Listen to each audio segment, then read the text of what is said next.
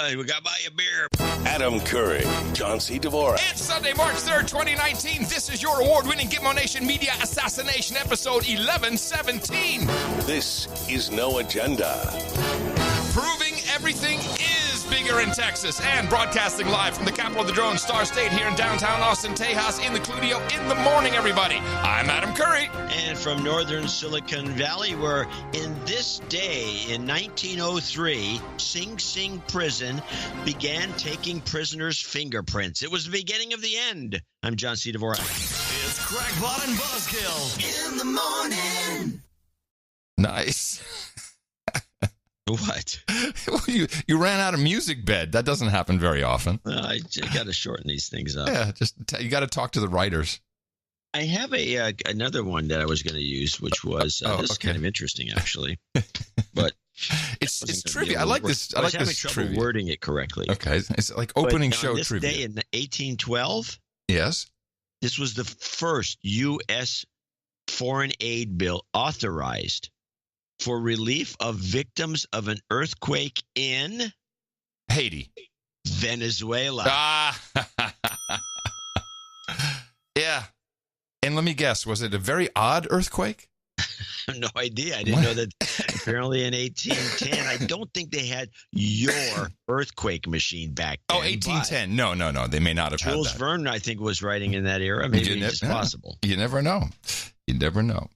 Well, in the morning, everybody, it is the No Agenda Show, episode 1117, and the day after the big Austin, Texas meetup. I got to tell you, cracking the mic this morning, I'm actually a little self-aware. Why? Well, because were people condemning you for something? No, but when you meet everybody, Oh. and you put faces to names, and you can hear how closely they're listening. It's like now I'm like self-conscious. Like, make sure we do everything just right. What an incredible group of people yesterday. I know you saw the pictures. Yeah. By the way, I want to correct myself. Jules Verne was not yet born. He was born in 1828. So. Yes. Because I don't want to get a nasty note. Almost an unforgivable mistake. Yeah. 10 years off. So I think the head count was about 125. Looks like about... Based on everything, it looks like it was about, that sounds about right. Yeah, it was really incredible. 4 hours, 4.5 hours we were there. Well, yeah, you got that many people, it's going to last a lot longer. Yeah, and it was so good, man. The Austin Beer Works. Did you meet every one of the 125 and say hello? I hope so. I certainly stayed long enough until, there was almost no one left. So if someone didn't come up and they weren't wrangled by the keeper or by the shill, then we missed each other. But I think I pretty much met everybody. And wow, what a group. We got teachers, we've got nurses, we've got some weirdo, some big giant weird guy with a Guy Fawkes mask and a long beard down to his knees. Who was that anyway? That was Sir Gene. Yeah, I figured. Sir Gene came in like a celebrity, man. He had his glasses on, he's got his shades on, he had his little beret on. Oh yeah. He just kind of slid in. Hey, everybody. It's Sir Gene here. Duke of Texas. The sheriff. Sheriff de Marriott. Whatever. Yeah. I think there were two things that besides everyone being there, two other things that made this meetup extra special, without a doubt, were the name tags. And I'm unsure who brought those, but there were name tags pre-filled out with the name Ben. There were some variations, Benjamin, Bernadette, there was stuff like that. It was very funny. But Mark Hall, our documentarian supreme, really blew it out of the water with the foam finger #1, No Agenda, hand gloves. That was just, what a great idea. Yeah, that was good. I think that's a premium we need to keep going. I don't think we actually got one. There was so many people, they were gone in seconds. I was like, oh. So yeah, it was just John. I mean, there's people who we know from the show that I've for years and have not met. It was really fantastic, really fantastic. Well, I'm glad everyone had a good time. Yeah, it's gonna be hard to top that number. Yeah, no, you seem to be trying to throw some smackdown on Twitter that California can do better. I don't know where you're going to... Well, California can do better, but, it's whether it will do better is an issue. Okay. Are you going to try it? Or are you going to do something like in Los Angeles, I'm perhaps? not sure. Oh, okay. Yeah, I understand. I can understand you're a little intimidated by our girth here in Texas. No, it's just the typical Texas crap. You know, these guys, the whole state is like this. They're just full of themselves. Everything's got to be bigger. We're Texas. We're big. We're the biggest state. And you're not the biggest state. Alaska's bigger. All right. Why don't you go do a meetup in Alaska, see if you can beat us? Start in Anchorage. Well, Alaska doesn't have this. No, they don't have that. Alaska doesn't care. They're getting free money from oil, and they smoke a lot of grass. It's exactly who gives Still a crap. illegal in Texas. Yeah, although it was, as we go through the notes later in the donation segment, it was an interesting variety of things that were illegal that were slipped into envelopes. What? Yeah. Yeah. We were opening the envelopes last night, trying to get the spreadsheet and credit everybody properly, and it's like, oh, what's this? Okay, I thought that smelled kind of familiar. All right. So, oh, what's this? A mushroom? Oh. There's all kinds of stuff that people give out as party favors in Texas. There. What's that? So they're nuts in Texas. I just said that. And Nussbaum came in too. Yes, I heard that. Oh, the guy's amazing. He's been supporting the show almost, I think, from day one. Well, he's been supporting it for as long as anyone. Yeah. Anyway. There was still time for prep. Well, that's a good thing. Yeah. There's a lot going on. There is a lot going on. Where do you want to start? Because I got a couple of topics that... Well, I mean, if you have a serious topics, I got some clips from Trump. I don't know. Did you hear Trump's CPAC speech? No, completely missed it. Huge mistake not listening to it. Well, I was doing the You have to go back. Okay. Because it's, his normal ad-lib speech in front of the big crowd? Sure. Was this it? This was beyond the pale. Explain. Over 2 hours of ad-lib complaining. Oh, my goodness. Explain what CPAC is and who's behind it. CPAC is this conservative part. It's conservative. It's a conservative political action group. Political action committee. Right? Yeah. And so it has a meeting every year. They've had these things for I don't know, a long time. It's very controversial. It's the one. This is the one that they voted in one time. They did before the Tea Party was the Ron Paul Tea Party. You mean before they got co-opted? Tea Party. Mm-hmm. Sure. They were big celebrities at this thing, and then the CPAC thing is slightly, as far as I'm concerned, slightly corrupt. They rousted the originals, the Tea Party people, and then they brought in these interlopers. This year they did hit goes to Zephyr 1, 2, 3, 4, 5, 6, 7, 8, 9. What? Unusual. It's a 9 card. Anyway, they had Michelle Malkin come in. If anyone can go find her speech, you're going to see a killer speech that hits the nail on the head about CPAC and all the rest of it. Uh-huh. And she'll never get invited back. Good. So she did a good job then. Oh, I thought her speech was the best. But you have no clips from her? No, I want to get the whole thing out. I'll clip some from it. It's mostly just complaining about It's a very good. I'm just recommending people go see it. So before you get it, what exactly is the point of this conservative political action committee? It's to get all the conservatives there so Hannity can come out and they can all shake their fists at the liberals. I mean, there's no reason for it. Why is it held now, though? I mean, it's held about this time every year. Oh, it's every year? Okay. Oh, yeah. It's been on. It's always on C-SPAN. It's played, C-SPAN will play it on C-SPAN 2. That's moving up. It's not C-SPAN 3. Yeah, I know. It's better than the hearings. That's right. That's better than the Cohen hearing. So Trump comes on and he does over 2 hours of material. And was this like new stuff or is? I think most of it was new. Yeah, I think goodness. He's developed some new material. Wow. A lot of old stuff was mixed in. I think whenever that we had that clip where like Trump has he's humorless. He has no humor. I guess he took that to heart. I don't think he paid much attention to that because he is pretty funny. But there was my favorite. I think the most classic example of this. Get this. I have this article. The BBC. They described the speech, and I'm gonna read a quote from this article. This is the BBC's. I'm trying to find stuff like you do. Yes, I know the problem. The BBC's okay. Well, I'm not going to find it. The BBC said, all he did was they used every word except lashed out. Okay. About how Trump was there just to slam Mueller. Butt slam, lash out. Butt slam! I'm just trying to get the title for this thing. Bang. I can't find it. Anyway, I don't know why I can't find it. I just had it in my hand a second ago. Look at this one last sheet. Oh. Anyway, so they go on and on about Trump's it was an attack, but it was all in good humor. And I have 3 clips from the speech. I'll look for the article as we play one of these. Okay. This is I'll give you these are 3 interesting examples because one of them, this is a 36-second clip. This is Trump and CPAC, the great tariff debate. And I'm watching this and going, what is this? It was the great tariff debate of 1888. And the debate was we didn't know what to do with all the money we were making. We were so rich. And McKinley, prior to being president, he was very strong on protecting our assets, protecting our country. And he made statements that others cannot come into our country and steal our wealth and steal our jobs and build their country and not defend our country.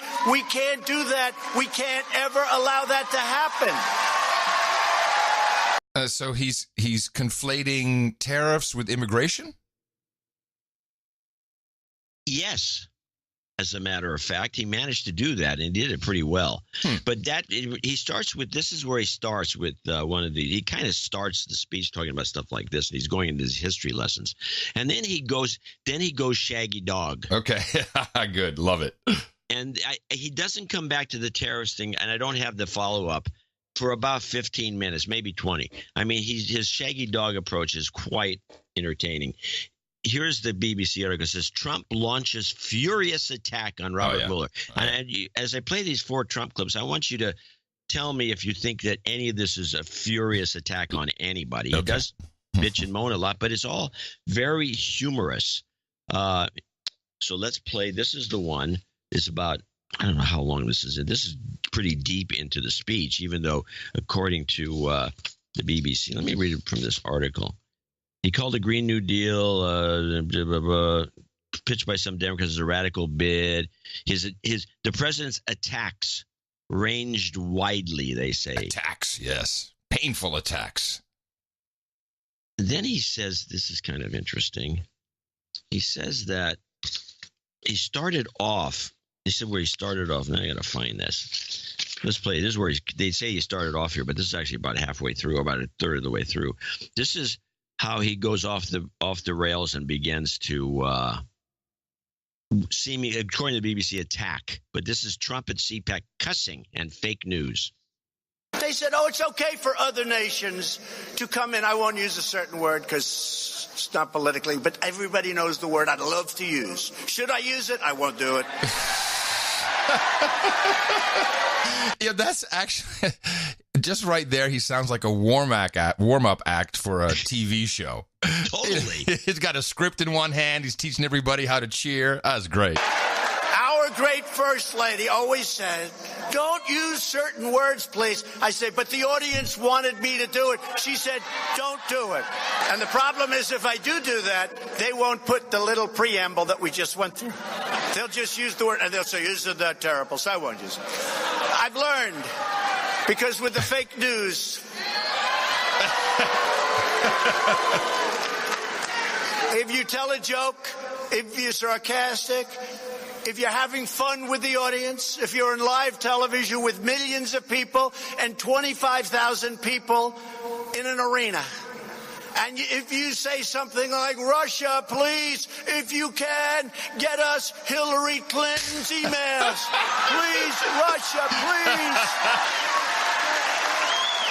Please get us the emails. Please.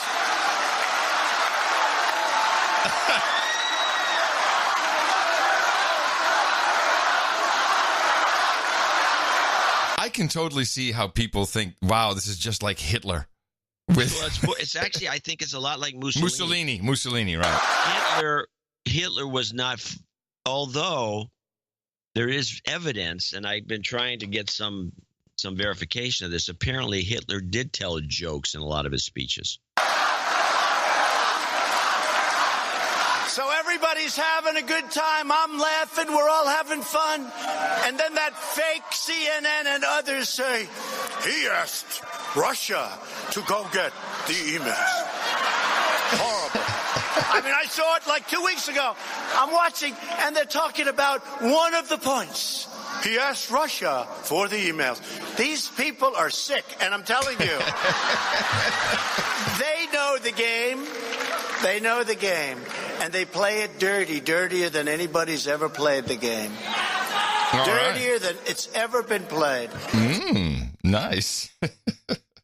So this is the kind of thing, and it's like the whole speech was this kind of material. It was very funny, very well delivered. It was like a warm up act. You're exactly right. This is a lot like his whenever he speaks in front of like a building association or some luncheon. This is where he's really good, and I guess he treated it like one of those occasions and not something that would be on C-SPAN and televised for all to criticize.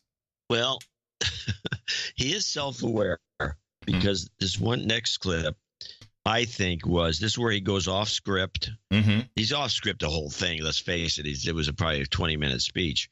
And he goes off script and somehow twists into slamming the Green New Deal. But this is the Trump and CPAC off script.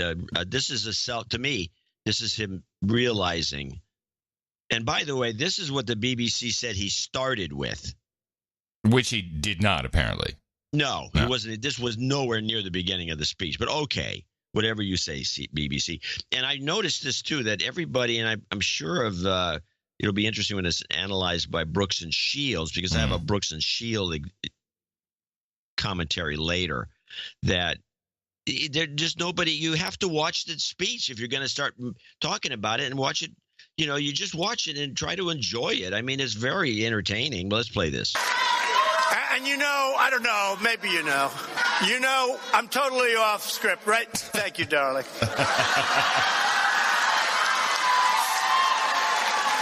I'm totally off script right now. And this is how I got elected, by being off script. And if we don't go off script, our country's in big trouble, folks, because we have to get it back. And when I look at what's happening on the other side, I encourage it.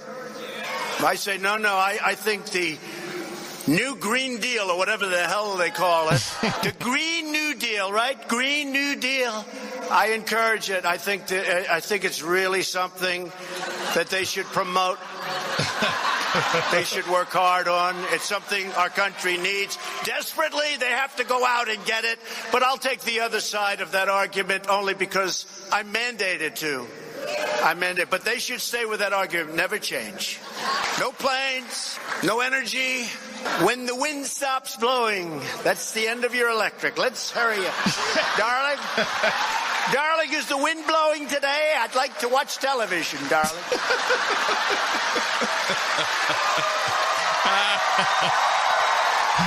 Oh, that's good. He could have added another line. I've got a new one, which is kind of our line.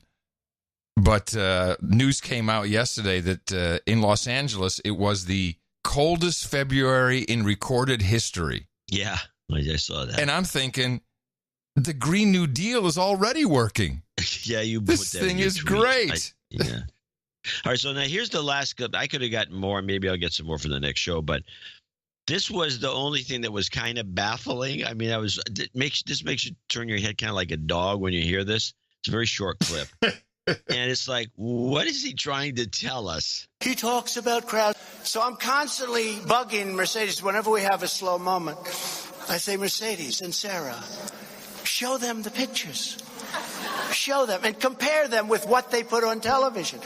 Those pictures were taken hours before. And remember this also, not that Obama would ever do this, but we had fencing all the way down to the Washington Monument, and it was raining. And it was wet, and the grass was wet. And women and men, and I consider them totally equal, so I'm not going to say it's harder for fact, it's probably, with the men I know, it's actually easier for the women to make the walk, right? Wow. This is about his inauguration photo, yeah, I guess? He's still bitching about it. Oh, but God. what was the point of that comment? That women somehow are like being wet more? No, he says like the women, it's easier for the women to make walk. the walk than the men he knows. Yeah, and fat, he used the word he knows. I guess he's saying fat bastards like myself. I don't know. Is he saying fat guys or wimps or what is he trying? What's he implying? I think it's because he's a big man. Oh, I don't know. Maybe that's it. Huh.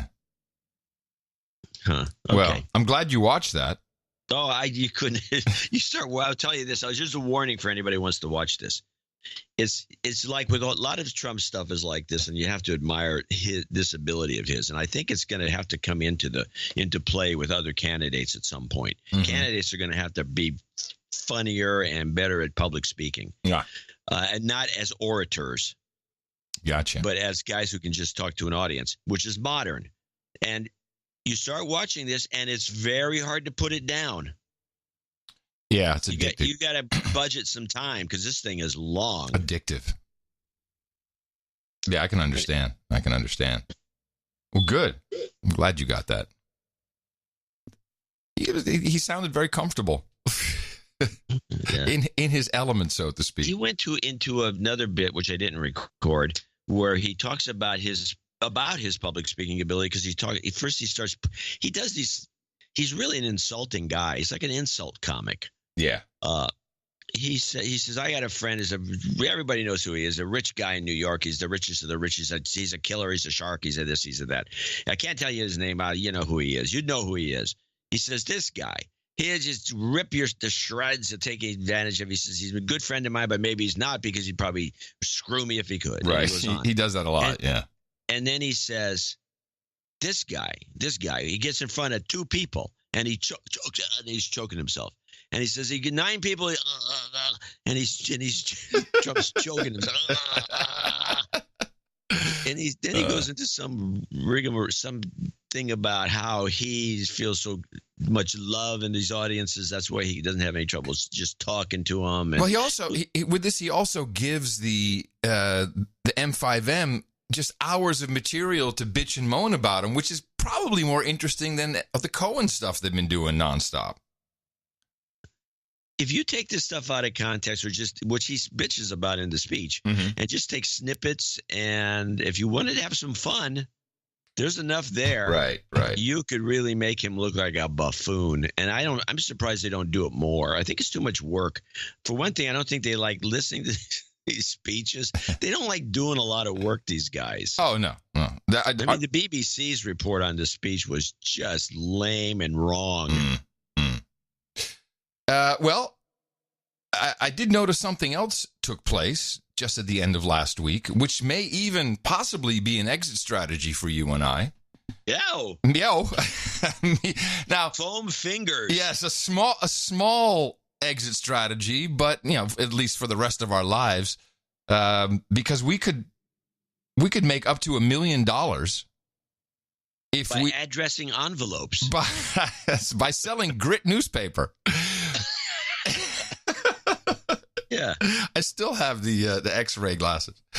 X-ray specs. If we can provide information, which I believe I can do, leading up to the apprehension and capture of Hasma bin Laden, the son of Osama bin Laden. This broke as 2 spooks entered the foreign press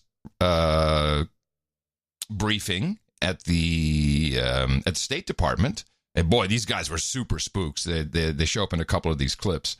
And the thing was billed as, strategy and tools against Al-Qaeda. Of course, we haven't really heard much from Al-Qaeda because we thought Al-Qaeda kind of morphed and it became ISIS. I thought Al-Qaeda was eliminated. This is what we were told. Well, it turns out the story is a little bit different. It was eliminated, but now we've got this guy. All of a sudden, out of the blue, for no reason whatsoever, we get these reports. We'll start off with the Central Intelligence Broadcast System, a report from CBS. We have only a few images of him. His current age is guessed. And why?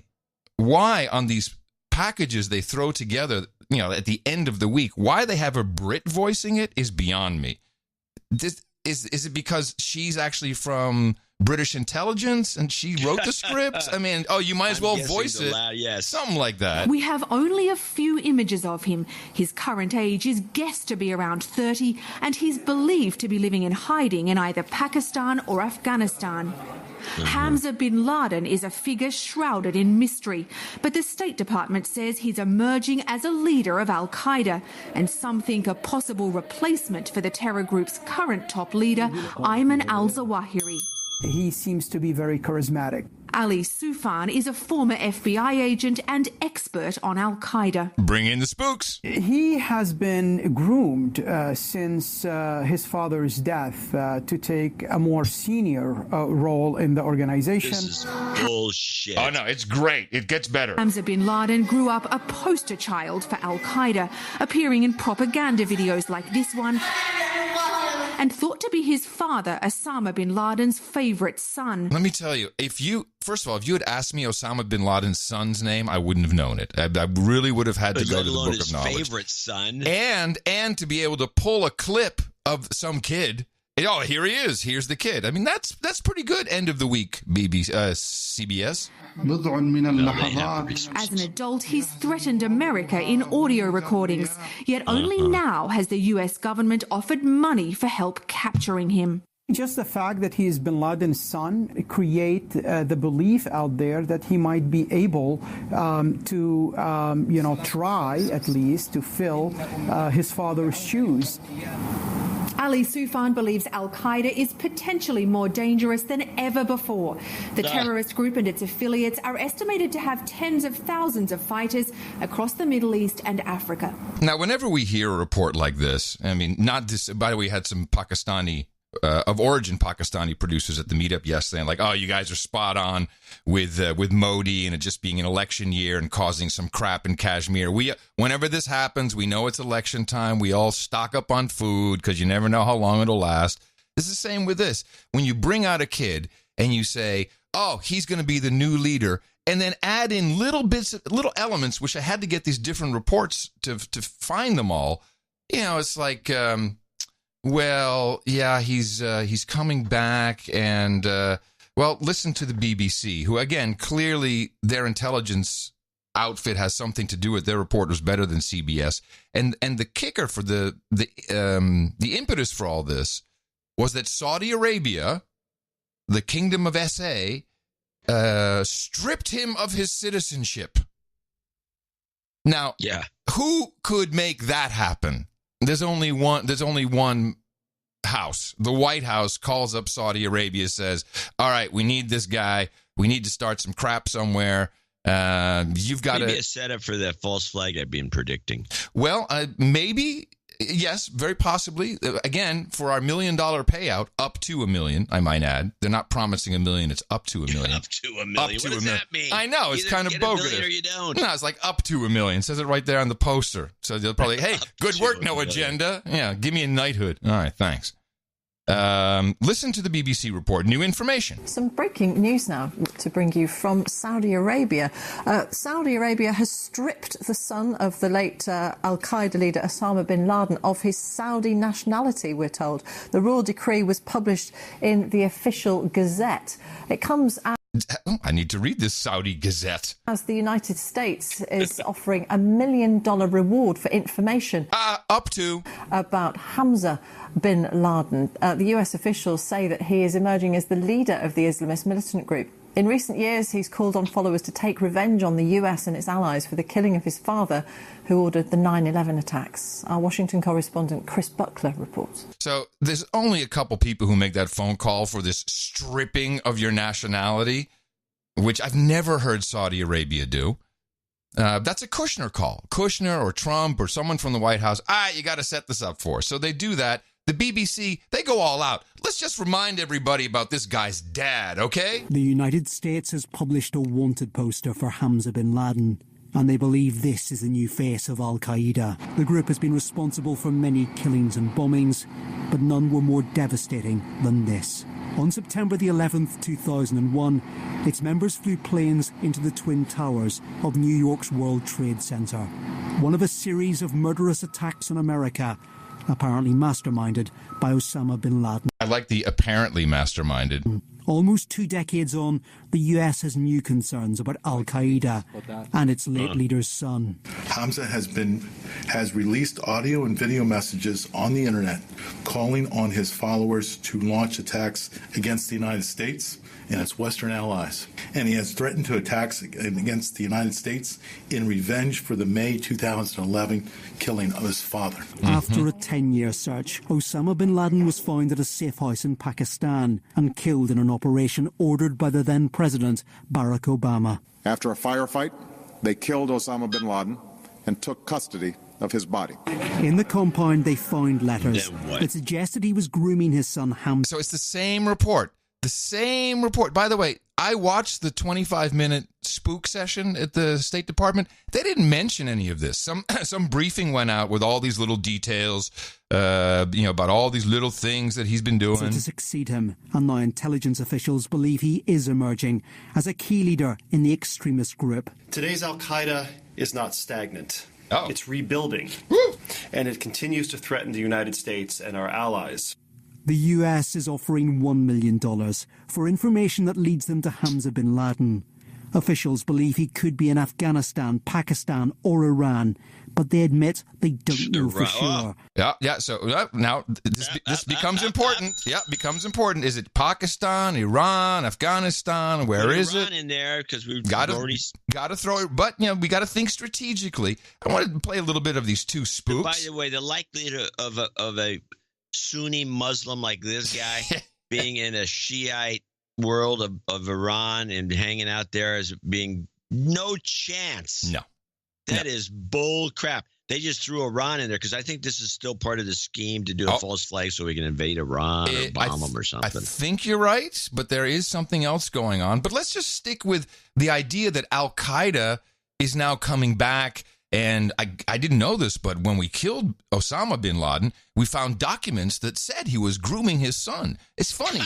I don't remember this. I mean, and there's the BBC reporting it. I just don't remember this.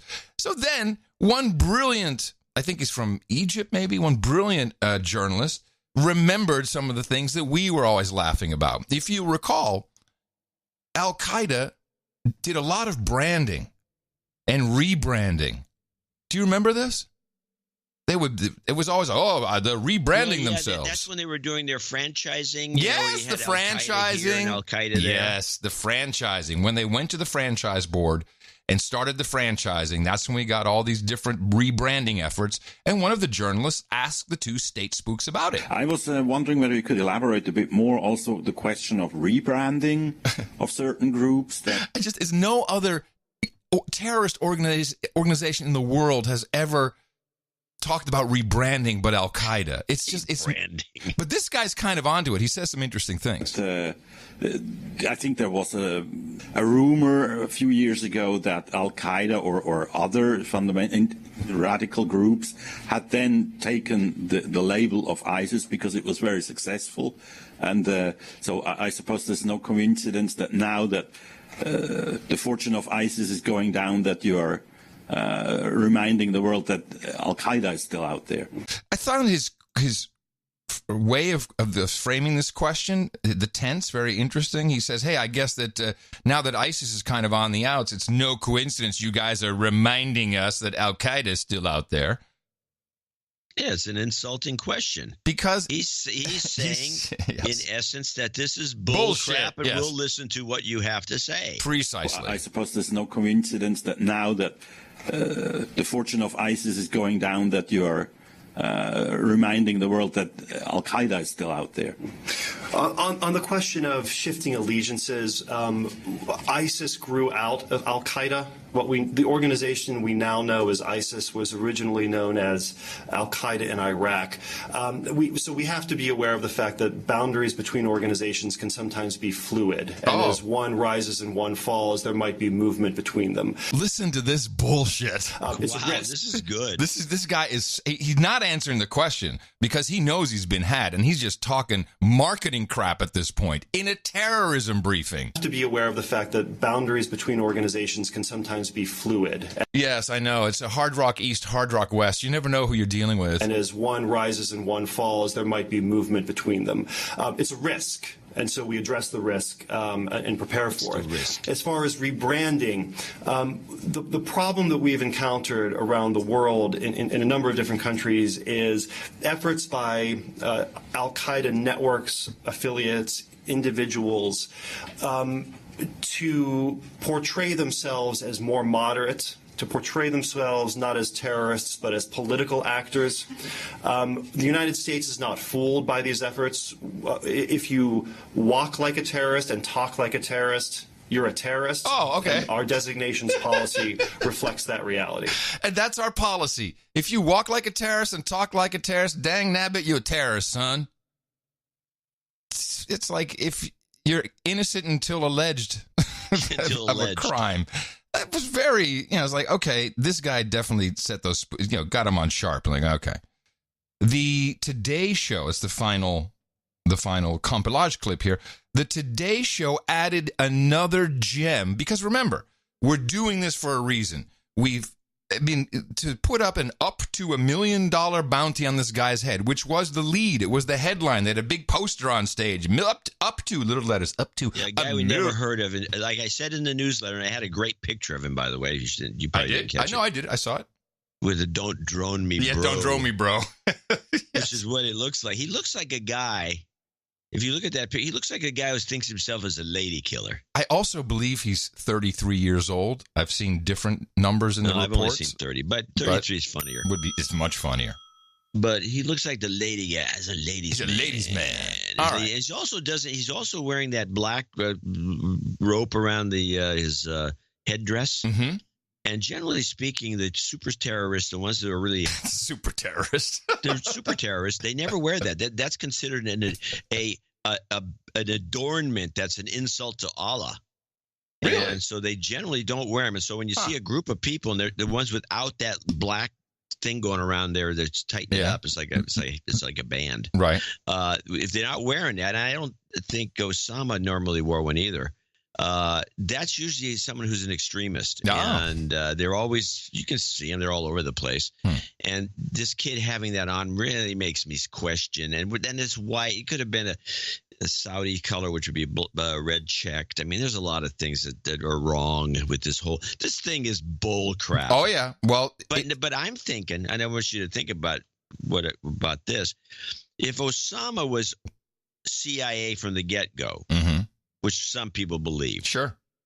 And it's one of the many ways you can look at the alternate histories if he was CIA. Well, let's just say Al-Qaeda is CIA. Well, the whole shebang. ISIS is State Department.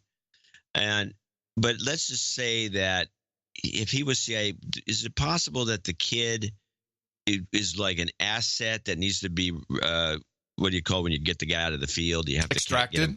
He has to be extracted. No. This kid may not even be alive. It's unimportant. It may not. And let me ask one more thing: how many kids overall did Osama have? Oh, 80? No. I think he had 6 or 8. No. He had. They don't even know, but it's between 20 and 26 kids. But this one, they found the writings that this one was being groomed. This is the one. This was the favorite. This is the guy. He's taken over. He's becoming the new leader. He's put out stuff on the internet, which I haven't seen. I haven't heard it. I haven't looked at this site Intel group yet, but I'm sure they have something that they put up there that sounds like somebody being pissed off about America. It is revenge. So, he's saying, I'm going to attack the U.S. I'm going to attack their allies in Western Europe. This means we have to go get this guy. We got to find him. We got to smoke him out. And just to add a little bit of just some nice color, NBC Today Show, they deserve a gold star. Hamza bin Laden, classified as a terrorist by the U.S. government since 2017. But now they're upping the ante and offering money for information on his whereabouts. His father was the world's most infamous terrorist, responsible for the 9/11 attacks on the United States. Now, the son of Osama bin Laden, Hamza, has a bounty on his own head. This morning, the U.S. State Department is offering up to $1 million reward for anyone who can reveal Hamza bin Laden's whereabouts. According to the State Department, Hamza is emerging as a leader of al-Qaeda and has released video calling for attacks on the U.S., revenge for his father's death. I can report to the American people and to the world that the United States has conducted an operation that killed Osama bin Laden. His father, Osama, and brother, Khalid, killed by U.S. Navy SEALs during a raid in Pakistan in 2011. Relatively little is known about Hamza. He's thought to be around 30 years old and was most recently seen at his wedding in video released by the CIA several years ago. Wait for it. It's believed he may have married the daughter of Mohammed Atta, the lead hijacker and mastermind of the 9/11 attacks. I mean, does it get any better? Oh, please. The son of Osama bin Laden, who masterminded the 9/11 attacks, has gotten married to the daughter of Mohammed Atta. It just doesn't get better than this. This guy is really evil. 2 years ago, Hamza bin Laden was named a specially designated global terrorist by the United States. On Friday, Saudi Arabia announced it had revoked his citizenship, but his whereabouts remain a mystery. Guys, It is not just a cash reward. The U.S. government is also promising absolute confidentiality and even relocation for anyone who comes forward with information. There it is, John. They will relocate us. We can start a new podcast under new names, new identities with $1 million, cool mill in our pocket, up to. And I'd like this show to take credit because I know exactly where he is. All right, we're listening. And I've been paying attention to the region because you've been talking about some kind of strike, some false flag. We've been analyzing what can be done with Iran. Now, obviously, he's not hiding in Iran, but do I think I know? Yes. I went and looked up news stories, country after country, and wow, I think I hit it. I can, with a surety, say, Hamza bin Laden is hiding out in Tajikistan. To be specific, Anyi, Anyi, Anyi, Tajikistan. I think he may even have an existing compound there that he owned or his dad owned.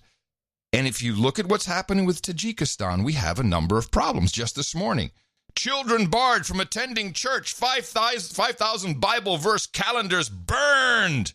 Tajikistan. Kidnapped Tajik activist. Tajikistan is terrible, horrible. No, it's the worst ever. I mean, these are M5M headlines from the past 24 hours. My favorite, though, has got to be this one. This week's China News headlines. Remember, you never saw us here. That's what this Chinese soldier told a Washington Post reporter in Tajikistan. I'm guessing that soldier has never met a reporter before. The soldier was shopping in a small bazaar in southeastern Tajikistan, near the borders with China and Afghanistan. It's about 85 miles from a secret Chinese military outpost. I mean, not so secret that you can't see it from satellite photos, or in this photo taken by the Washington Post reporter, or from the reports of nearby villagers who say they've seen dozens, possibly hundreds of Chinese troops over the past 3 years. But other than that, nobody knows about China's secret military base in Tajikistan, unless you watch China Uncensored, or read the Washington Post. Yeah, obviously it's very difficult to get clips about China from Chinese news organizations if they do any news on this. Actually, Chinese Uncensored is in English, I believe. Yeah, it is. It is. And it's kind of a sarcastic news podcast. To watch. Well, I just wanted the piece about I just wanted some audio, really, of the Chinese base, which initially India was going to take over this base and build it up. And then Tajikistan cut a new deal with the Chinese. And if you look at the location of Tajikistan, it is in the perfect strategic spot to do all kinds of crazy shit. And we probably should stop the Chinese while we're at it because they are starting a base right there. Now's the time to go in. Now's the time to go after some terrorist. We can smoke them out. And I am telling the U.S. authorities right now that is not that they don't know it, because, of course, they know exactly what they're going to do. It's not about finding him. It's who do we need to rubbleize next? I'm calling Tajikistan. Well, I'm not going to argue with that would be the target for rebelization, although I think the real target for rebelization is Iran, but if this happens, it wouldn't surprise me. But it's a perfect spot. It's right there. China, Afghanistan, Pakistan. It's right in the middle of everything. It's a beautiful space. If I'm not mistaken, it's supposed to be a really cool place to visit. It's a great country for entertaining. I'll have to look into Tajikistan. You got me a little flat-footed. Yeah, it's I've been paying attention. I thought maybe Kyrgyzstan, but there's nothing. Kyrgyzstan is nothing but good news. Kyrgyzstan fighting prejudice one hijab at a time. So they're all the good guys over there in Kyrgyzstan, but Tajikistan, yeah. So we will probably wind up killing this kid in Tajikistan, throw his body in the water, according to Muslim tradition. Make sure we have pictures that we can't within 10 minutes. Yeah, make sure we have pictures we can't ever show you because you'd be too horrified versus anything on Netflix. Okay, that's fine. Now the timeline I don't know, but it seems like they this up to $1 million bucks. I'll play it just because this is so out of the blue. Exactly. This kid that it's almost like people should be shaking their heads saying, what did he, and specifically, what has he done? They ran the story before they even had any horror details. Stories they could tell about him. Yeah. They're developing those now. Yes. Well, is my guess. Yes. Witness he probably married Muhammad Atta's daughter. Are you kidding me? Yeah, that sounds pretty lame. That's just now you're pushing it. But the entire news media is all over the story, and I have the PBS report, which is Bin Laden kid. What did he do is my question, and this is only 20. They only gave him 25 seconds.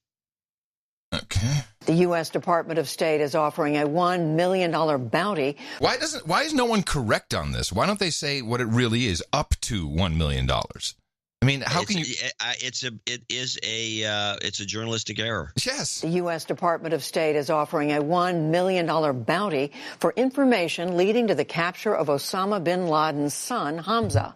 He's believed to be the new leader of al-Qaeda. Hamza bin Laden has threatened attacks against the U.S. and its allies in retaliation for his father's death in 2011. The government of Saudi Arabia has also announced that it has stripped bin Laden's citizenship. Again, this stripping the citizenship, it's, to me, and to no agenda thinkers, it's obvious. It's obvious it's bullcrap. I mean, he's just, stripped him of his citizenship. Well, that must mean he's a terrorist. The whole thing is, anyway, it's obviously leading into something else, and we'll see what it is. But yeah, exactly. It's a scam. I found another little gem for us to discuss.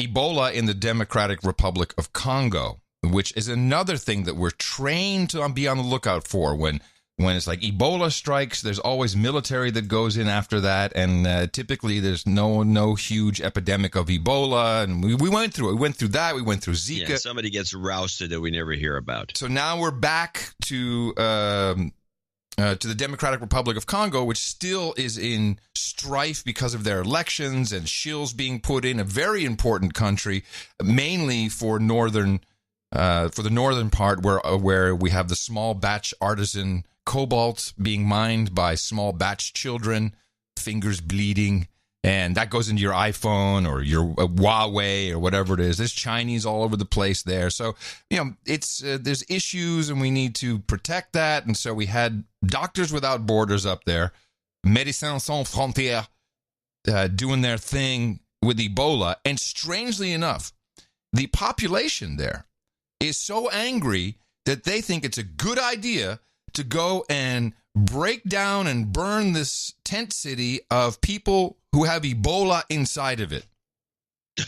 And so I'm sure that's really believable that the population who's seen people shit their guts out and die although we really don't have any footage of that recently. We just see some tents and stuff and some doctors. But okay, we'll have to believe it.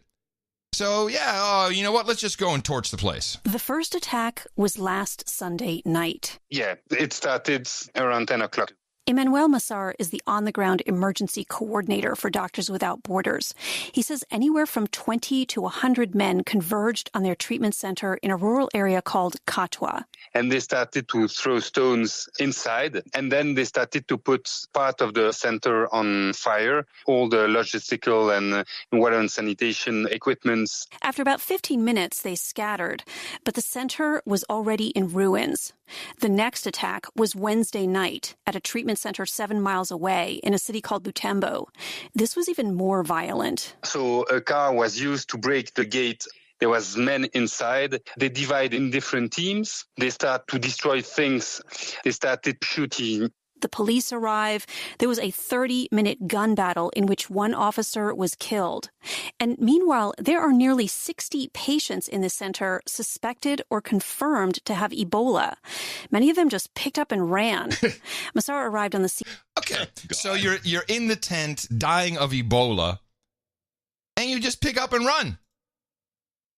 I mean, that sounds pretty sketchy. Yeah. Soon after, and he says everyone was traumatized. You are afraid for your life. You'd feel completely helpless. Most of the patients have been located and moved to a center operated by another charity called Alima. Mistrust is high in this part of Congo. He notes that it's an isolated, impoverished area with a history of armed conflict that's made people wary of outsiders. And they've never seen Ebola before.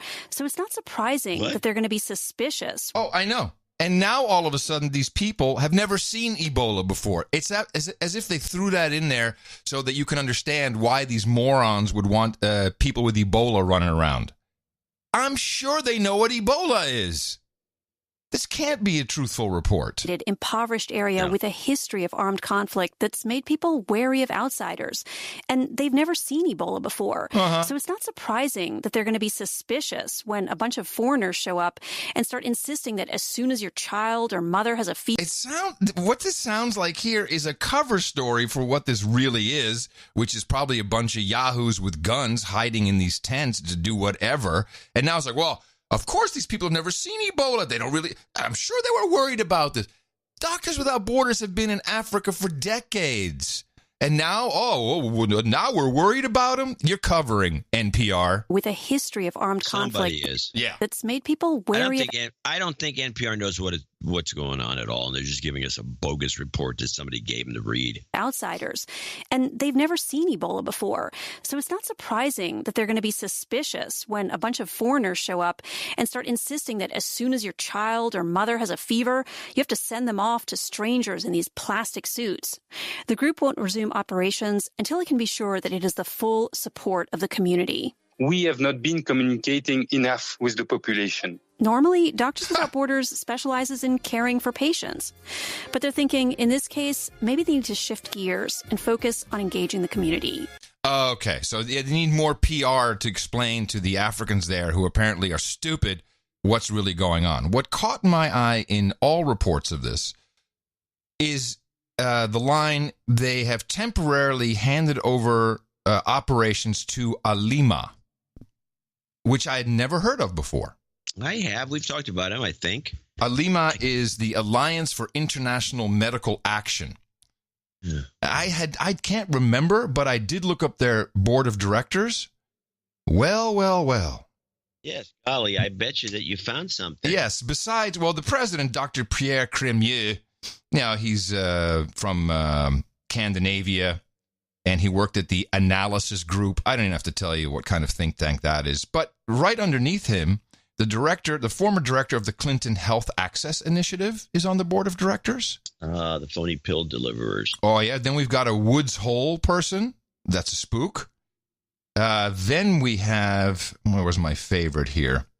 We have Catherine Dumais-Harper. She's from the working group in the Security Council, which is a non-governmental organization. Sounds like something medical to me. Not really. Then we have some bankers. Augustine Augier, Secretary General of Alima, co-opted board member of Alima USA. And then a very interesting Glenda Hirsch. Because, if you're an organization like this, and what we kind of believe, I believe it, is that these organizations are staging things. They're covering up. They're fronts. Glenda Hirsch, an Emmy award-winning television producer. What the hell she got to do with this? Well, when I saw her description, Emmy award-winning producer and co-president of Truly Original Media, two of television's leading producers of unscripted programming, I went, I wonder what she really does and why she is the owner of the production company that produces Real Housewives of Atlanta, Stripped, Ink Angel, Summer House, Hack My Life, Our Wild Life. She's a reality television producer. That makes sense. This is the kind of person you want on your board if you're creating some kind of information disinformation. Wag the dog. Yes, exactly. So we need to keep our eye on DRC because there's... Sums up. Yeah, well, control of the minerals. The thing that gets me, I think you were explaining that you have that little transition where the Doctors Without Borders have to set this thing up and, okay, we're giving you a lot of money. You can use the money. Okay, we'll do it. And then they got fed up and said, you guys take it now. Hey, we're doing this for you. Here's your handover. Yeah, see You're ya. getting it a little sooner than you wanted, but we got to get out of here. And in the black trunks, weighing in at over 3,000 troops, the ISIS of virus, the killer from Nigeria, Ebola. That's right. It will take over. Can't wait to see what the next move is. But we've got our eye on you. Yeah, well, we'll figure it out. And with that, I'd like to thank you for your courage and say in the morning to you, the man who put the C in C-SPAN 3, John C. Dvorak. Well, in the morning to you, Mr. Adam Kerr. Also in the morning of boots on the ground, feet in the air, subs in the water, all the days and nights out there. In the morning to the troll room. Trolls, thanks for being here. I met a lot of the trolls at the meetup yesterday, and they are at noagendastream.com, where they're always hanging out and giving us one-liners, keeping us on the straight and narrow, and trolling, just pure trolling, ugly-ass trolling. We love them for it, noagendastream.com. What do they do? Oh, they make, sarcastic jokes. Oh, you mean in the chat room? That's why we call it the troll room. Exactly. The troll room. In the morning to Adam at Sea. Now, this was a classic evergreen that we used on the artwork for episode 1116. It was from years ago. Yes, it was, I think it was 6 years old. I don't even think that guy even listens to the show anymore. He may not. He didn't claim his prize for being chosen as artwork. But it was a beautiful piece. A little 33, I think it was a house number sign. Yeah, very artsy. It was artsy. And the title of that episode was GNDMOUROY, which, if you were wondering, stands for Green New Deal Memorandum of Understanding Return on Investment. Very relevant to that episode. And we thank Adam at Sea, wherever he is, if he's lost at sea, if he's man overboard. It's overboard. He's an Adam at Sea. We appreciate the work that all of our artists do. NoAgendaArtGenerator.com is where you can look at everything. You can use it. It gets used on cool items, like NoAgendaShop.com is truly a masterful resource, and we appreciate that. NoAgendaArtGenerator.com. So... Okay, so we have a few people to thank. Now, do you have a separate list, or are they all incorporated in here? No, I have a separate list. I have a separate list and notes. Do you want to do that as a separate segment? No, I think we should do it now. I think we do it all together. I mean, okay, well, let's start. We're doing associate executive and executive producers for show 1117. Well, okay. What do you? No, I can't. What do you? No. We're gonna do the meetup first. It's up to you. Yeah, I think we should do. I was asking. Yeah, maybe misunderstood. Yeah, I'd like to do the meetup notes first, and I'll go through them as quick as possible. And we do all the meetup notes like you did last time. Yeah. Okay, why don't you do that, and then we'll go to the regular list. Yes, good idea. All right, and I have notes. So, and we had 2 nightings and a daming on site with yet again, brandishing a weapon in public. It's you know if there's a sword One flashing. Of these days. If you know there's a sword. Excuse me, you're under arrest. Sword flashing, you know it's the No Agenda crew. We start off with one of those. And I want to remind everybody, I'm not doing this. Yes, we understand. So one of those knightings was Paul Wilson, and he will be knighted today officially on the show as Sir Paul, the Trusted Advisor, and he wanted to thank Gretchen, a.k.a. G Money, who was damed yesterday. She's G Money, the hysteria skeptic, for hitting him in the mouth 2 years ago. He says, with this instant knighting, I'd like to be known henceforth as Sir Paul, the Trusted Advisor, and no longer as Paul, the douchebag from Dallas. Please de-douche me. Hold on a second. Let me get the de-douche out. Let me turn on the faucet here. You've been de-douched.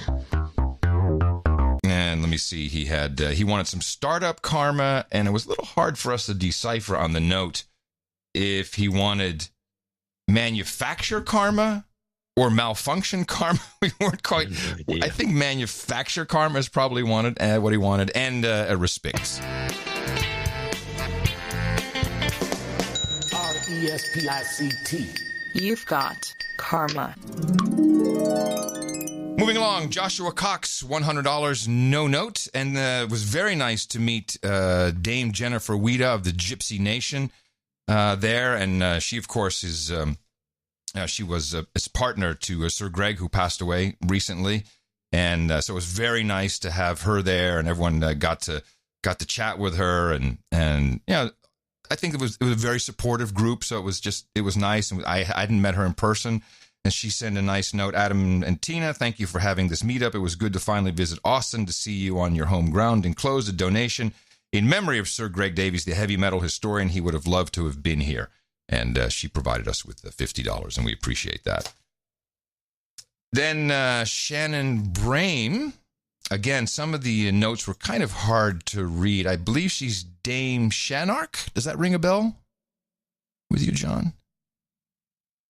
Maybe. $60. We have James. Now, James came in with $400. It was $200 from him, $200 from his smoking hot girlfriend, Mel. De-douched at last, he says. Yes, here we go. You've been de-douched. Please accept $200 from me, James, and $200 from my smoking hot lady, Mel, a dudette named Ben, or Bernadette, as you prefer. We've enjoyed your show for quite a while, but have not contributed yet. It feels so good to finally chip in. Keep up the great work on the best podcast in the universe. Send some jobs karma to my man, Marcus, a dude named Ben, who is looking for a new gig. He also wanted Rubbleizer, so I guess they both have jingles here. Wanted Rubbleizer, wanted some Yoko, which we can facilitate. Wanted some chemtrails, and then for Mel, we have a Sharpton Respect. And an Obama chicken dance. This is going to be a long one, but it is 2-in-1, so we'll accept that. And a foamer, and then, of course, we'll have the jobs karma. India, Tango, Mike, stand by. 33, 33, 33. Rubbleizer out.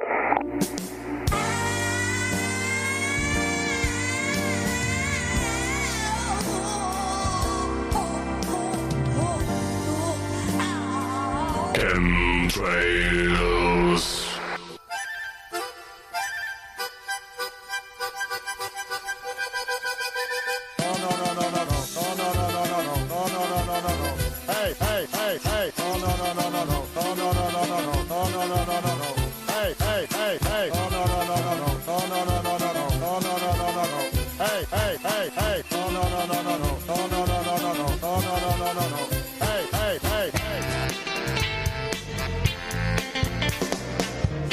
RESPICT. Oh my God! Woo! Listen to that horn! Jobs, jobs, and jobs. Let's vote for jobs. You've got karma. Okay. Then we have Alex B., Baronet Sir Economic Hitman, $50, and he had a very long note. But he said, some producer out there needs to make a document of the day jingle. How many times has JCD said, this would be clip of the day if it were a clip? after Adam reads something that was... I've said it twice. that was not an audio or video clip, but some article or piece of legislation or document. Baronet, Sir Economic Hitman. Alex, thank you very much. Is he an economic hitman? I believe so. We didn't get into it, but Grant Key, $187. He's going to keep the letter brief, he says, but please de-douche me. You've been de-douched. Thank you both for keeping my millennial mind healthy with your impeccable media deconstruction. I often describe No Agenda as a critical thinking podcast, and my life wouldn't be the same without you. Shout out to my local Austin band, Lopa Static. Karma, please. You got it, Grant. You've got karma. Jerry B. from California, $140. No note, requesting a donation. De-douching. You've been de-douched. Next, we have Kevin Roa. No note, but he did want 2 to the head. $60. Thank you very much. Stevie B, $56, needs a de-douching. I think we have his note here. I've been listening about 3 years, first-time donor, so I would like a de-douching. You've been de-douched. I'd like to call out my brother Lee, who hit me in the mouth, and Anthony the trucker, who I hit in the mouth, as douchebags. Douchebag. Guess we have to do 2. Douchebag. John, this is written in a Papermate Ink Joy pen. Thank you for that. And Adam, enjoy the bud. Send over an invisible hat. Okay. It's on his way, your invisible No Agenda hat. Rob and Jamaica Morzart, $33.33. These were very interesting people. They had different vocations, and they moved to Texas. And actually, their house was in the Bastrop Fire and was completely burned about 9 years ago. And then that's when they decided to change what they were doing. First thing they did is they milled all the wood from their 9 acres, took it off to the mill, and built a house out of the wood that was still left. And it was a bad fire if you look it up. And now they have a new business, which seems to be doing very well for themselves. They're very happy. It's called awesomeurns.com. Something for you and I to take note of, John. awesomeurns.com, where you can get a really awesome urn for your loved one's ashes. And they have quite a variety of things to take a look at. That's kind of an odd thing. I guess you have a big fire burns everything to the ground, and this where you get the idea? I think so. Yeah. Or it was something, ashes to ashes. There's something beautiful about it. And they're doing very well with this. So good on them. We have Tori with $33. Now that I'm thinking about it, you haven't talked about the digital book burning that's been going on. Here it is. Adam, in the morning, Adam and John, I'm sending my cash. First-time donor. Okay, de-douching. You've been de-douched. Grateful for the sanity. Keep it up, guys. The donation and trip to the meetup is my early birthday gift to myself. I'll be 28 on March 11th. I need some jobs. Karma, please. Thank you, guys, from Tori. Jobs, jobs, jobs, and jobs. Let's vote for jobs. You've got karma. Jason C., $100. Crackpot and Buzzkill, first-time donor after years of freeloading. Love the amazing media deconstruction and analysis, so this meager donation is not nearly enough. New job, so hope to donate more soon. I read Industrial Society and Its Future twice. I'm a senior student of Professor Ted. Thanks for recommending it.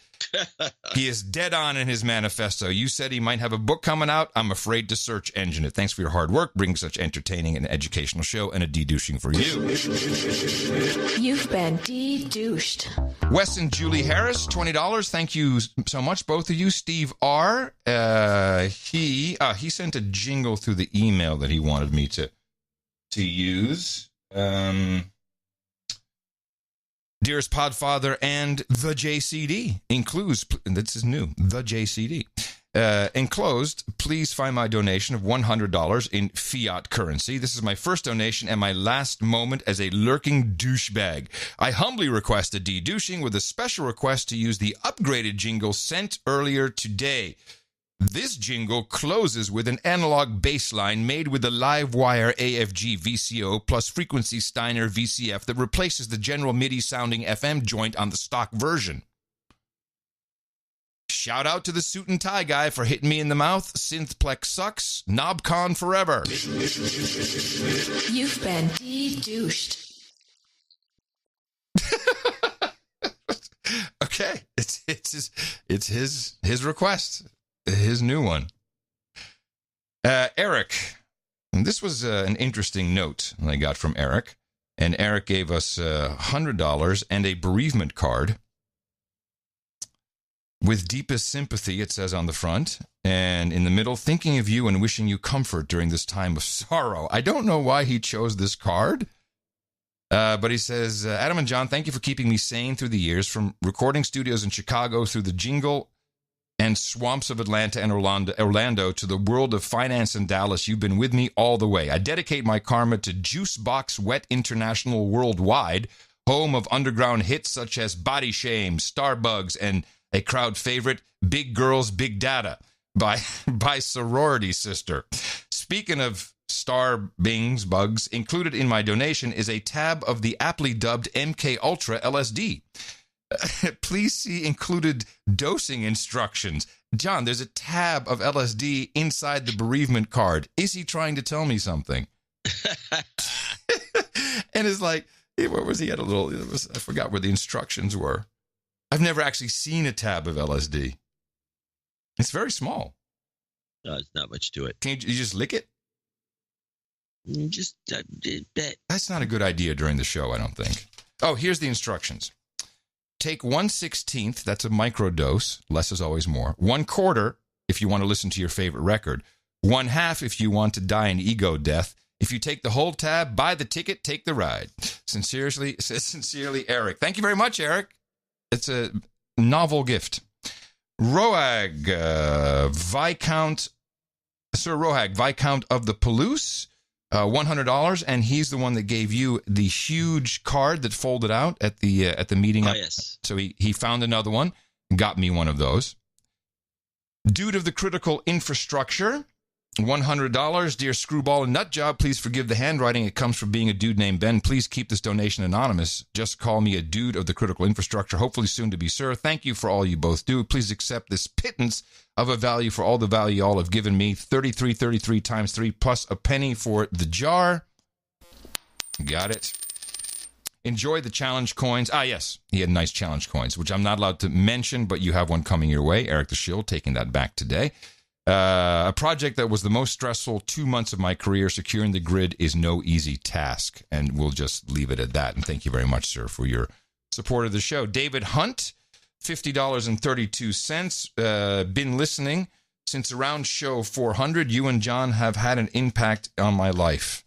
Thank you for the value, David from Fort Worth. And there's another penny that was included in there.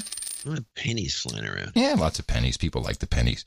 Lily and Harry, $369.12. My smoking hot wife and I have been douchebags since before the Hot Pockets 2008 tour, and I thought it would be most appropriate to make amends at the Austin meetup. I happen to be a dude named Brent, which I've been coining for those of us systems engineers who've moved over to this newfangled DevOps paradigm that the Phoenix Project has popularized.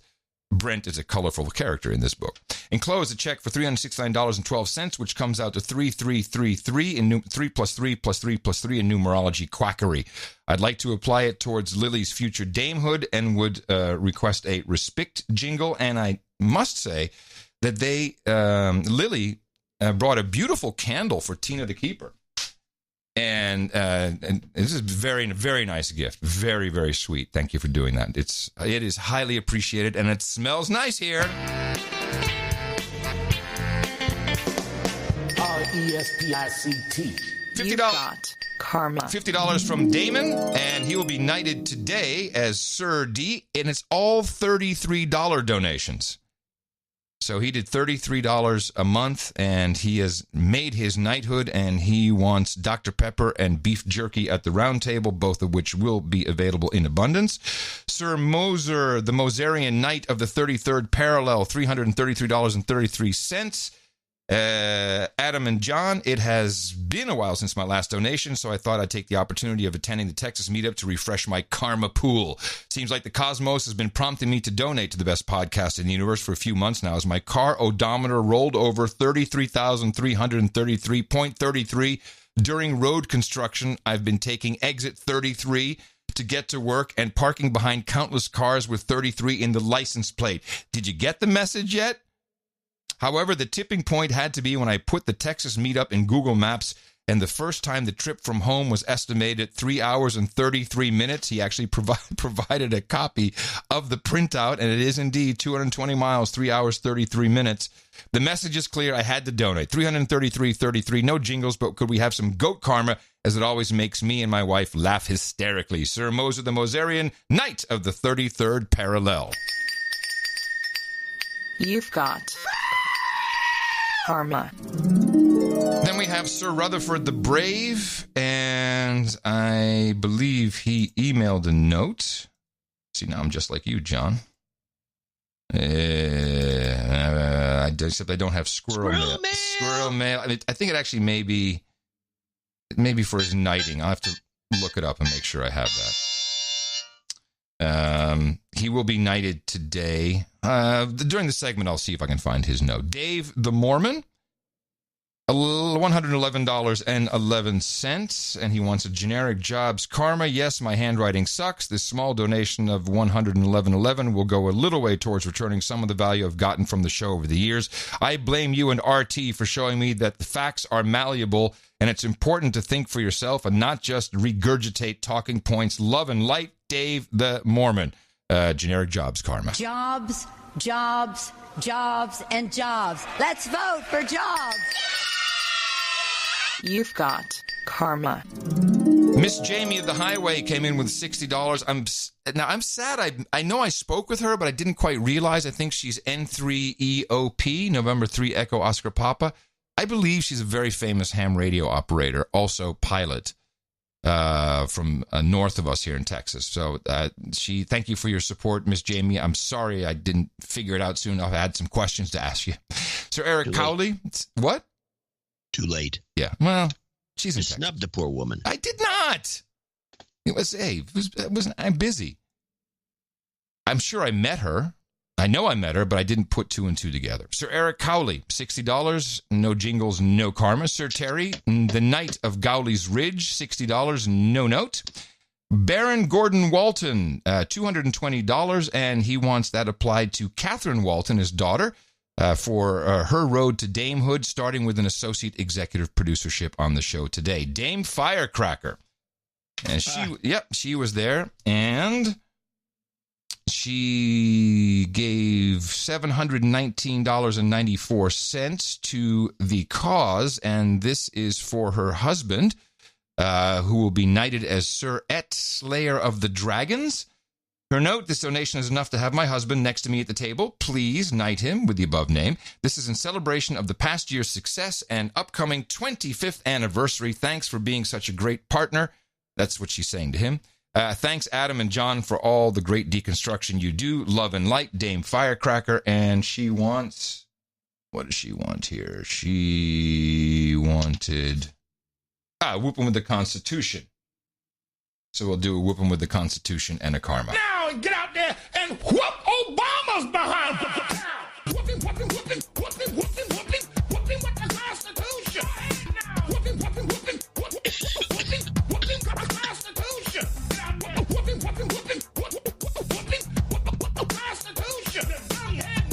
Whooping, whooping, whooping all of their behinds with the Constitution. Whooping! You've got karma. Anonymous Frost Banker, $20. This is a de-douche moment for him. You've been de-douched. And we'll put some karma at the end for his buddy, young musician, for karma for a young musician. And he did want to mention that Travis is a douchebag. Taken care of. Sir Terbo Hodgson and his wife, Laura. They came in with $100, a handwritten note. Last October, I made a boob donation, which sent my husband Billy into knighthood. It was a surprise, so I picked up his knight name, and he was to follow up. He is Sir Turbo, and the last name is Hodgson. This is from her, from wife Laura. We are so excited to be at the meetup and are deeply grateful for all the hard work that y'all do to help keep us sane. Best wishes. This is a recurring theme. People saying thank you. It's really kept us. There's not like the no agenda people at these meetups. There wasn't even that much political talk. Just people hanging out and talking about life. And no one's really like some kind of raving right or lefty. I mean, it's just all over the place. There was one guy showed up with a Congressional Dish T-shirt. That's how he heard about us, through Jen Briney, which is kind of cool, in a reverse type way. So it was a very, very good group. Sir John the Brewer, Baron of the Bay, $50. He wanted some karma for family member who passed away this week. I happily do that, of course. You've got karma. Brian Doerr, Doerr. I wonder if he's related to the famous John Doerr. $333.33. No jingles, no karma, but thank you very much for your courage. Stephen Myers, he says, "Dear John Adam, forgive me as a boob donation, $80.08. Forgive me, it's been way too long since my last donation. In the intervening years, I had a mental breakdown, and the only shows I missed were during my month-long stay at the Looney Bin." Their filters block the show. What? This is exactly where you want our show to be available. They can't block us from the Looney Bin. But they did. I'm much better now and can use some getting laid karma. Steve Myers, Austin, Texas. Yes, sir, we got that for you. You've got karma. Zach and Cassidy Eastwood, $100. Nice card. Thank you. I hope this and future donations help you to know how much we appreciate what you do. I hope you continue for years to come. The crazier the news gets, the more we need our guardians of reality, especially up to the 2020 elections. Do not quit. Okay, thank you. Zach and Cassie. Michael Shane, $60, no note. We have Sir Tyler Fox, who's the man with the Mooney, who hopefully I'll be flying with in a few months. Finally, ITME says, this donation kicks me over into Viscount territory. The title change song will be more than enough to make my day, so NJ. However, I could really use some moving karma right now, please, and thank you very much. You guys rock, and thank you, Sir Tyler Fox. It was nice to meet you in person. You've got karma. Anonymous, $145. That's a couple of anonymi combined. Sir Ducifer, $150. And, somehow, I don't know. Oh, what did I miss? Yes, I missed Gretchen Wittig. There we go. Dame G Money, the hysteria skeptic. And she donated $350 and gave us the following note. In the morning, Adam and John, this donation earns me a damehood. She was damed on the spot. Please dame me, Dame G Money, the hysteria skeptic. And you write that as G $, but you pronounce it as G Money. Please play the OMG Amazing. I thought she wanted... we can do that.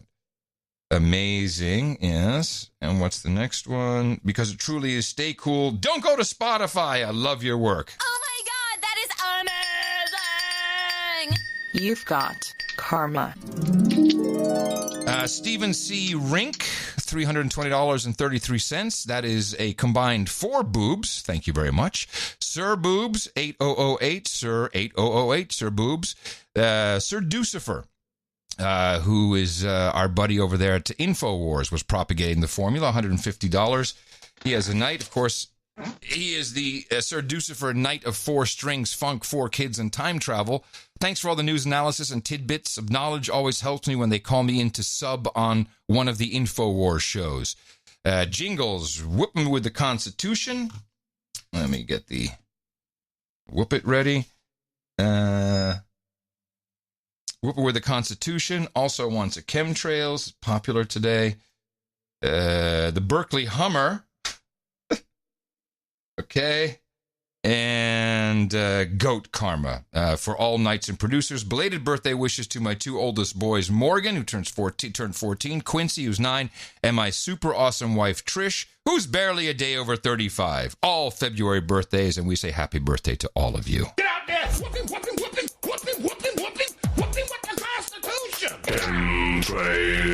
Obviously, I read the New York Times like all day long, mainly on my iPad app. You've got karma. And we're getting to the end here. Nico Renna.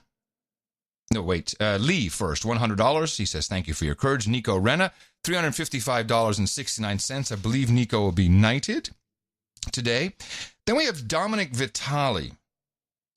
And Dominic, his mom brought him down from, I believe, the Dallas area. Dad had to stay home with the two younger kids. Dominic is 13 years old. And for his birthday, all he wanted was to attend the No Agenda meetup in Austin. And it was very nice of Mom to drive you down. And he has a cool note here. Adam and John, thank you for all you do. Adam, thank you for meeting me. I'm doing my first donation as I sold the dog tags. I'll tell you about that in a second. But I also request a de-douching and jobs karma for my lawn mowing business. So let me get the de-douching going first here. You've been de-douched. And I will hit you with the karma in a moment. So he brought his own cash that he had saved up, but we had the father and son team of Sir Mark and Sir Michael Halby. They're the ones that do the No Agenda tags. We had them in Iowa, where they also showed up and did this, this 3D laser cutter printer thing of each state, which everyone signed. And they had if you recall, John, they had the big value for value tags, No Agenda tags. You just throw in whatever money into the pot and grab one. So as a part of his entrepreneurial spirit, Dominic went into cahoots with these guys, and he was going around everyone saying, hey, you want a tag? This is value for value. Had a sign. He was just carrying it around. So he wound up collecting, which Michael and Mark attribute to him, $308.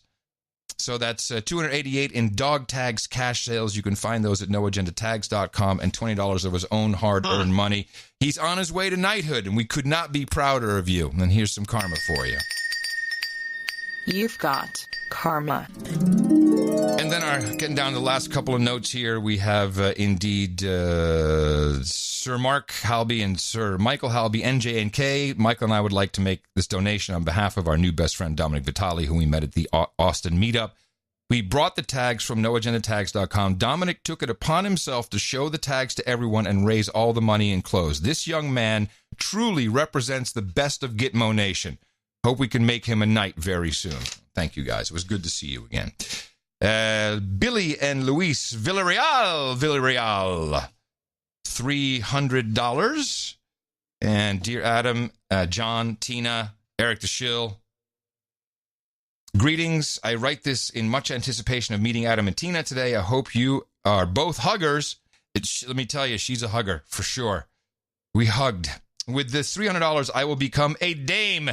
My husband, Sir Lamont, says 73s. He's Kilo Delta 5 Alpha Tango X-Ray. We say 73s. Kilo 5 Alpha Charlie Charlie. Thank you for helping me with anxiety. I find it soothing to listen and concentrate on the show. I would like to be called Dame Pill Pusher of South Texas.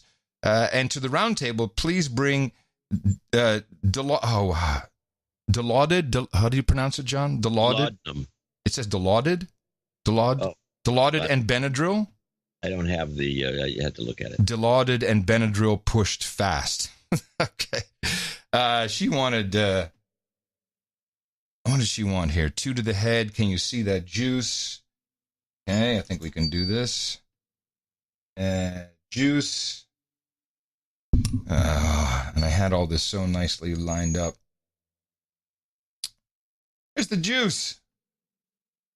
Here it is. And I don't know if I have Hillary's laugh. I got clippity clop. It's clippity clop. The message is clear. Just clippity clop. Oh my gosh.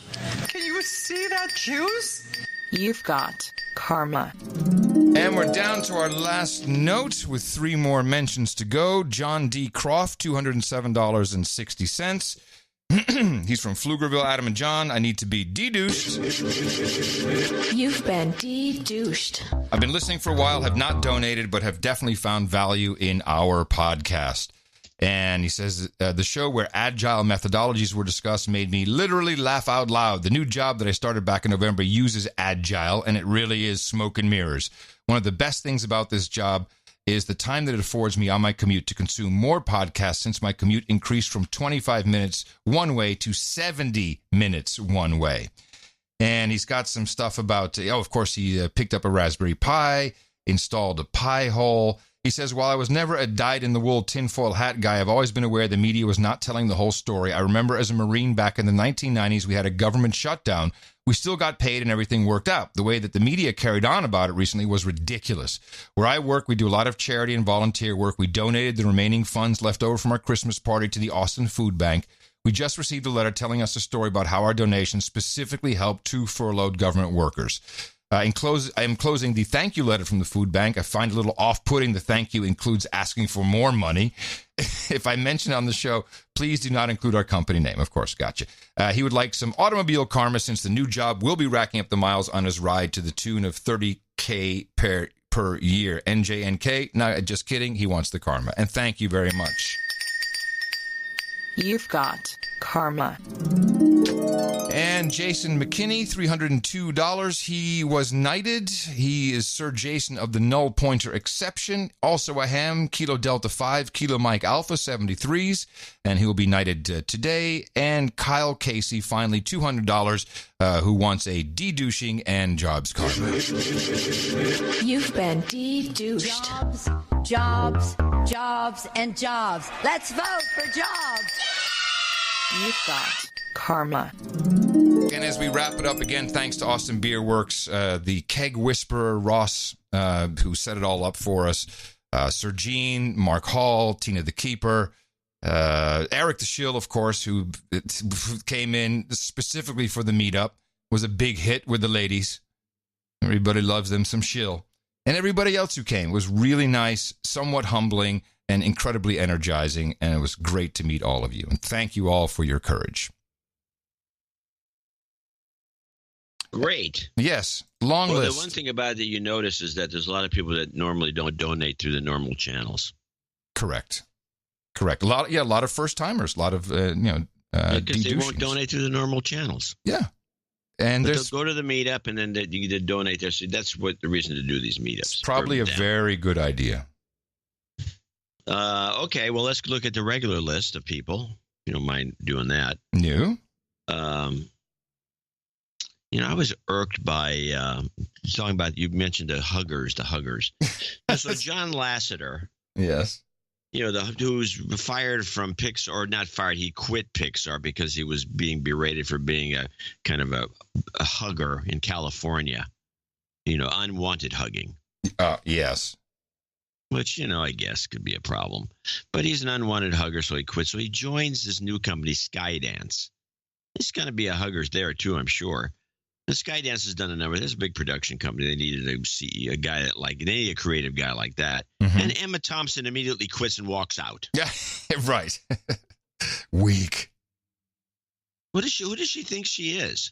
Superstar celebrity. Well, let's thank a few associate executive producers for show 1117, starting with Christopher O'Cowan in Austin, Texas. Was he at the meetup? 34794.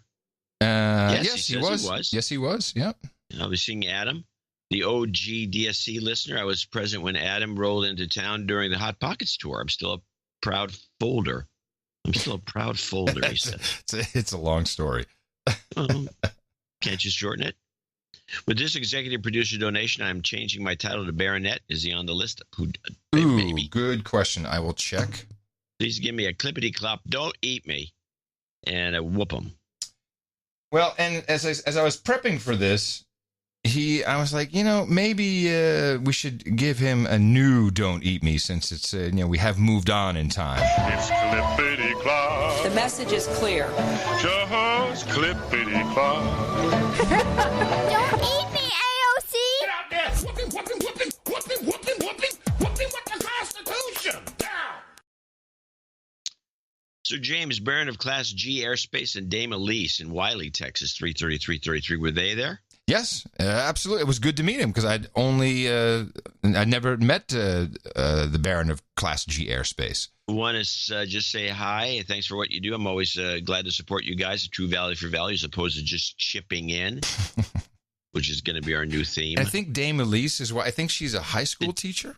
Did she chip in? Oh, yeah. Well, they chipped in right there. We were able to come from Dallas to the Texas meetup and had fun. It was great to meet Adam and Tina, Baron of Sir Class G Airspace, and Dame Elise, a.k.a. Teach.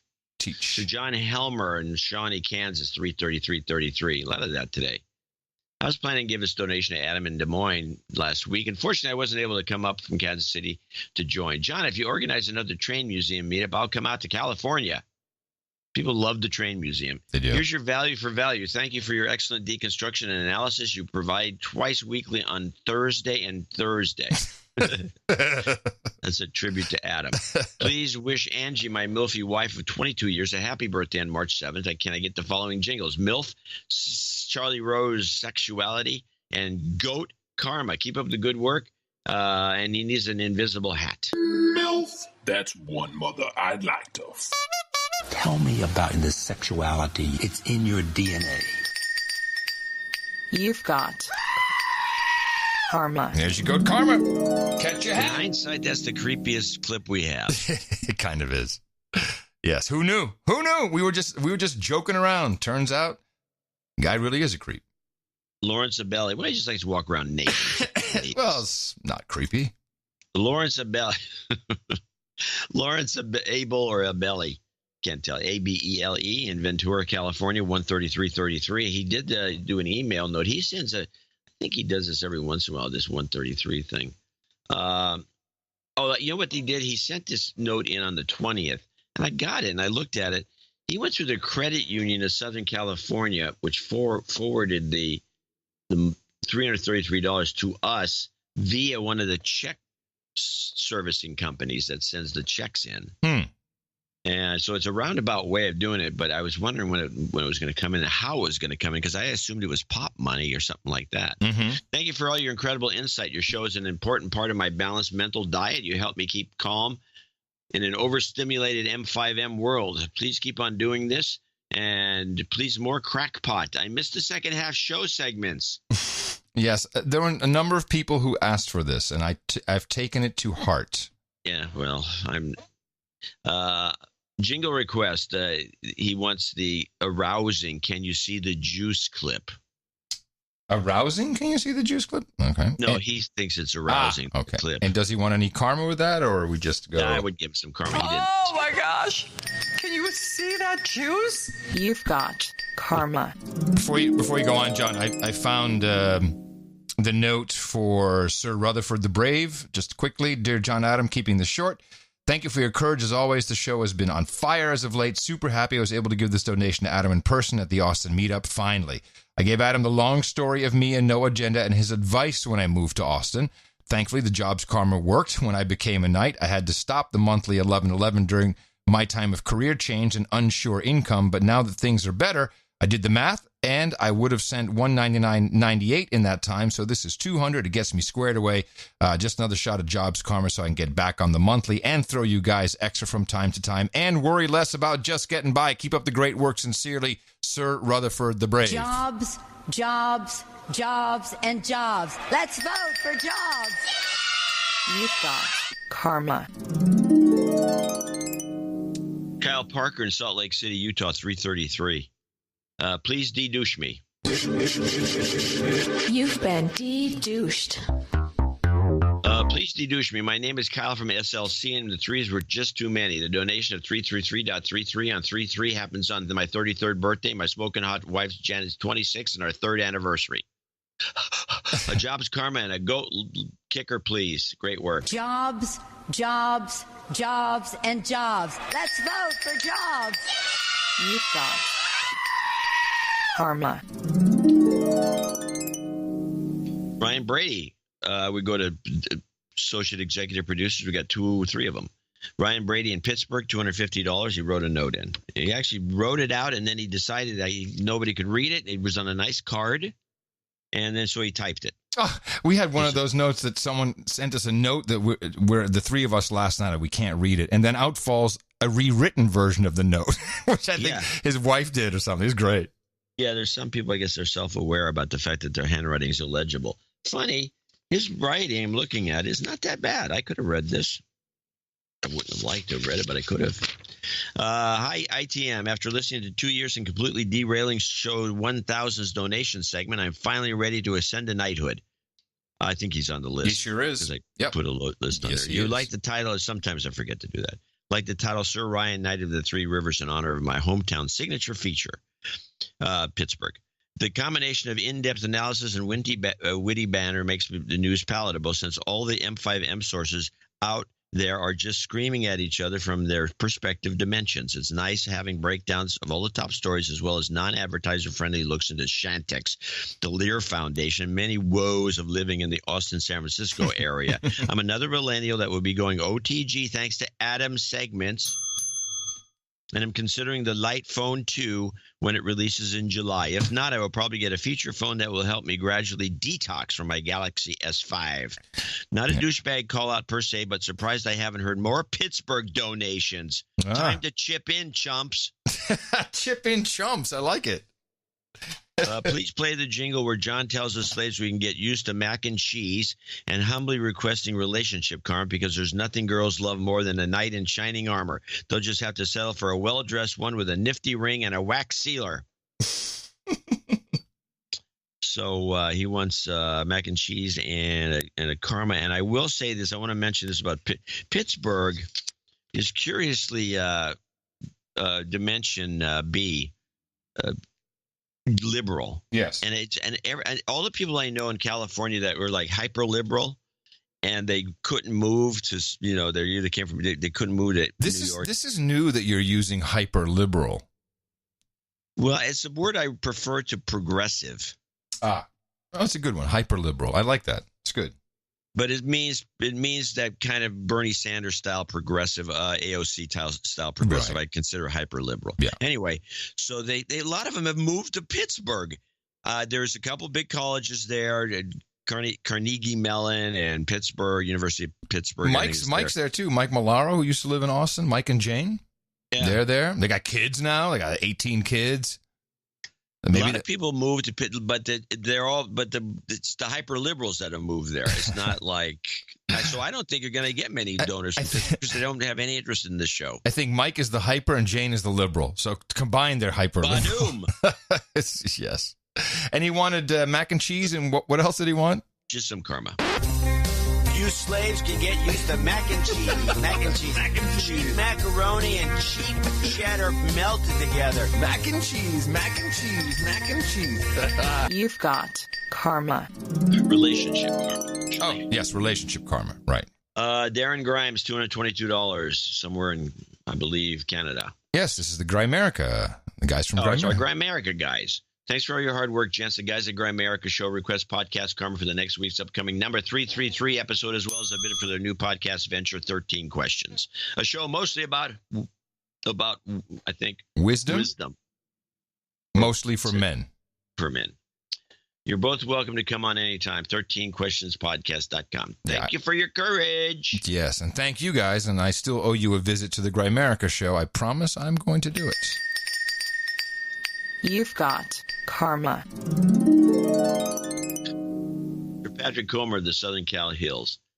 I've been buying up Qualcomm and ExxonMobil stock over the last month based on 5G and Venezuelan Guyana stories. I enjoy the coverage showing how corporate companies are profiting. Time to buy in, Adam. Exit strategy. Oh, yeah. Yeah, that's great. I'll buy in, and that's when the rug gets pulled underneath me. Yeah. And that concludes our group. No karmas, no nothing for him, no jingles. I want to thank everyone who helped us, everyone that went to the Austin meetup just to show up, California. And but it was, Texas style. I can see that. We have all that was missing was the barbecue and the beef ribs. Well, we had the food truck. The food truck was out there. Okay. Yes, we did. It was a great meetup. Was it a barbecue food truck? I had 2 half glasses of beer the entire time I was there. I didn't have any time to eat anything. I was just listening. 2 half glasses of beer, you were plastered. I was wasted, bro. No. Everyone kept trying to buy me beer. I'm like, no, I'm good. Let me just talk to everybody. But we got to buy a beer, man. Buy a beer. What a great community. I know everyone had fun. I know everyone liked hanging out with each other. Congratulate yourself on what you've done with this No Agenda Value for Value community and network. It's fantastic. I'm very proud of what everyone has done. Some new friends. Tons. I think everyone made new friends. And it was all across the spectrum, including the huggers. And kind of a mixer. Kind of. And we will do more deconstruction for you throughout this show. And, of course, we'd like you to remember for Thursday's show, which is coming up. We do it twice a week on Thursdays and on Thursdays. And you can remember us there at Dvorak.org/NA. I don't think I have to tell you how much we do, but what you learn, you take it out and propagate. Our formula is this. We go out, we hit people in the mouth.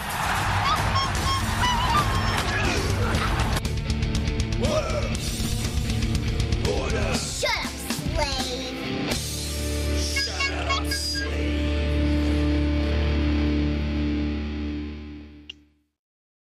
Right. We'll do a little media action here, a little media deconstruction. All right, and we like that. That's what we do sometimes. Just to show you. I mean, these guys moan and go, "Oh, Trump, he lies 8,000 times." Okay, fine. But these guys are. I mean, the media guys are liars. And I'm going to go to Brooks and Shields, and I'm specifically going to point out Mark Shields' lies. Mm-hmm. So let's play. I got 4 clips. I got Brooks and Shields, Cohen Truth Wants PBS. Well, this is okay. Before I play it, this is the Truth Wants to Come Out clip I have with Brooks kind of revealing some interesting aspect of his elitism. And something I learned at the meetup yesterday, there's so many new people coming on board. People have been listening just a few months. So we got to kind of reiterate some of the stuff. So when we say the truth wants to come out, what we've noticed throughout the years is that when you listen very carefully to people, they will say things that they really believe in without intending to say it. It's up to us to catch it. What was your Sorry? I'm sorry. This is like a Freudian slip kind of thing. This is a tell. What was your main takeaway from it? There were some things we learned. We learned that Trump asked about the Moscow building project all the way through the campaign. We learned about the $35,000 check there. We learned a few things. But to me, it was more a moral occasion more than anything else. Moral occasion. A moral occasion. What it illustrates is a president, and frankly, Michael Cohen, who long ago decided that celebrity and wealth is more important than being a good person. And they've dragged us all down there with us. Now, what was his flub exactly? It was right at the end. He says that they think that fame and fortune is more important than morals, and so these two guys dragged everybody down with us. And frankly, Michael Cohen, who long ago decided that celebrity and wealth is more important than being a good person, and they've dragged us all down there with us. Good catch. What a moron. That's great. I love that one. He does this all the time, though. He has all these weird flubs about that. Yeah, he's pretty conflicted, apparently. Jeez. And now we go to part 2, which is the Shields Cohen 2. I can't remember what's on this one, but it's something, maybe the same clip, but I don't think so. And they've dragged us all down there with us. And the people they've dragged most effectively are the House Republicans, a lot of them on that committee, who decided that they were completely incurious about whether Donald Trump was a good guy or a bad guy or a really awful guy, that their own leader, they didn't seem to care about that, but they were going to rip the skin off Michael Cohen. And so they attacked him. And what struck me is how moral corrosion happens, that you decide you're going to defend or ignore Trump. Yeah. And then to do that, you have to morally distance yourself from him. He goes on and on with this theory. Now, again, I want to point out to people who listen to this PBS NewsHour, which has really gone downhill over the years, is that he's supposed to be on the side of – this is an argument with two guys. It's like the point counterpoint goes way back to the 60-minute era from the 70s, I believe, when you have two people arguing two perspectives. But no, it's the same perspective with two guys arguing the same perspective. Both guys hate Trump. This is not valuable to anybody. You only need one guy to hate Trump, not both. Now, the guy who should be hating Trump and does a lie here. This is the clip, Mark Shields Lies. Listen. Rather than talking about president They Trump. took the old attack route, Judy, which is if you can't argue the substance, you go after the source. If you can't deal with the message, you shoot the messenger.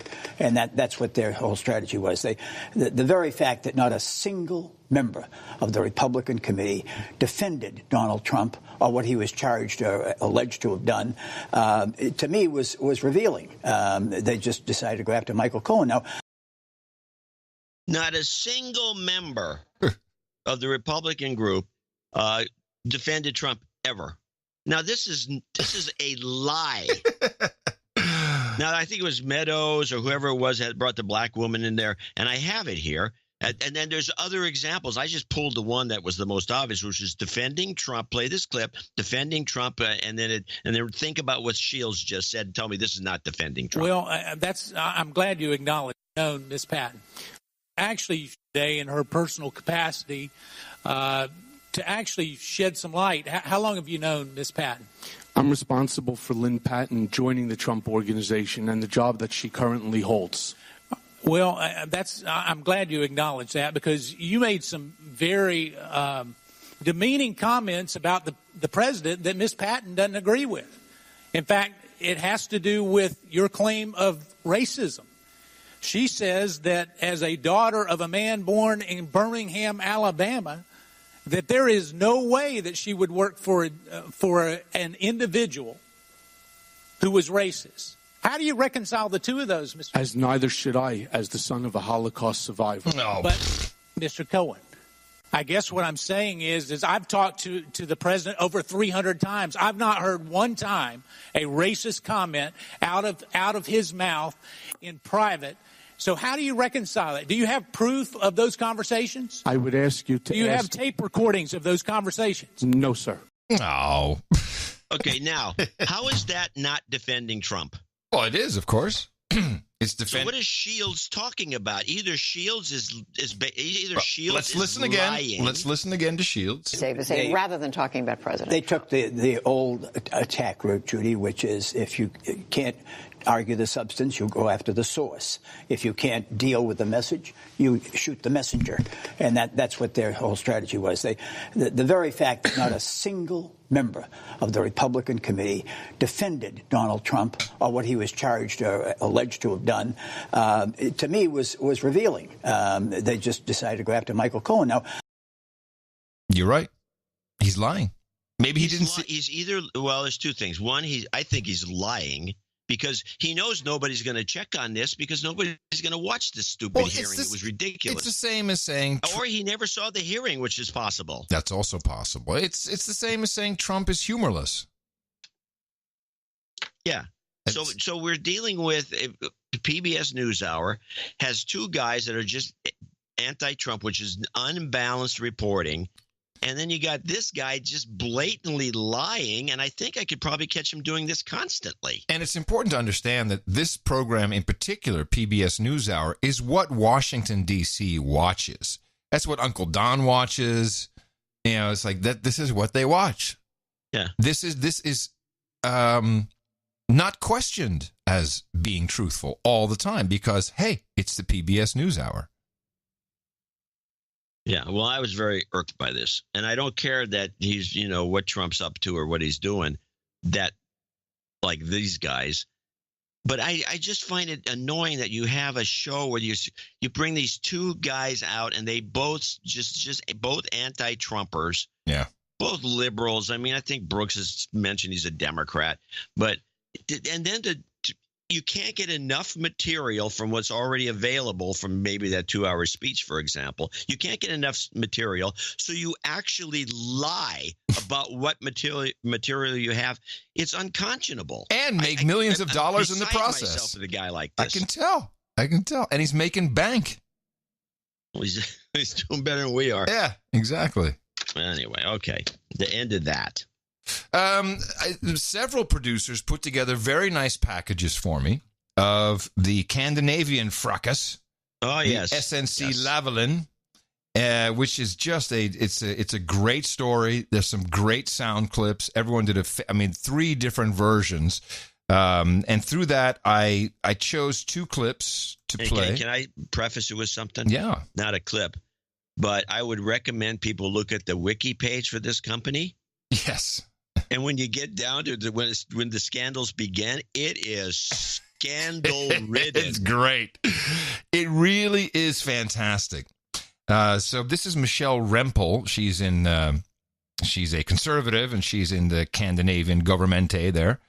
And she is the one standing up and explaining the history of this. And she does it quite succinctly in just under 2 minutes and 20 seconds. So SNC-Lavalin is a Montreal-based company, and its description is it provides engineering, procurement, and construction services. It has a lot of employees in the Montreal area and has won a lot of major taxpayer-funded, like big, multi-million-dollar contracts from the federal government. So there's a lot of votes at stake, and there's a lot of profit at stake here. So what's happened was in 2015, the RCMP laid charges against this company, and the charges were they had alleged that the company offered bribes worth $47.7 million to Libyan officials, and Muammar Gaddafi's son was named in the court documents, I believe. The company is also alleged to have defrauded Libyan public agencies of approximately $129 million.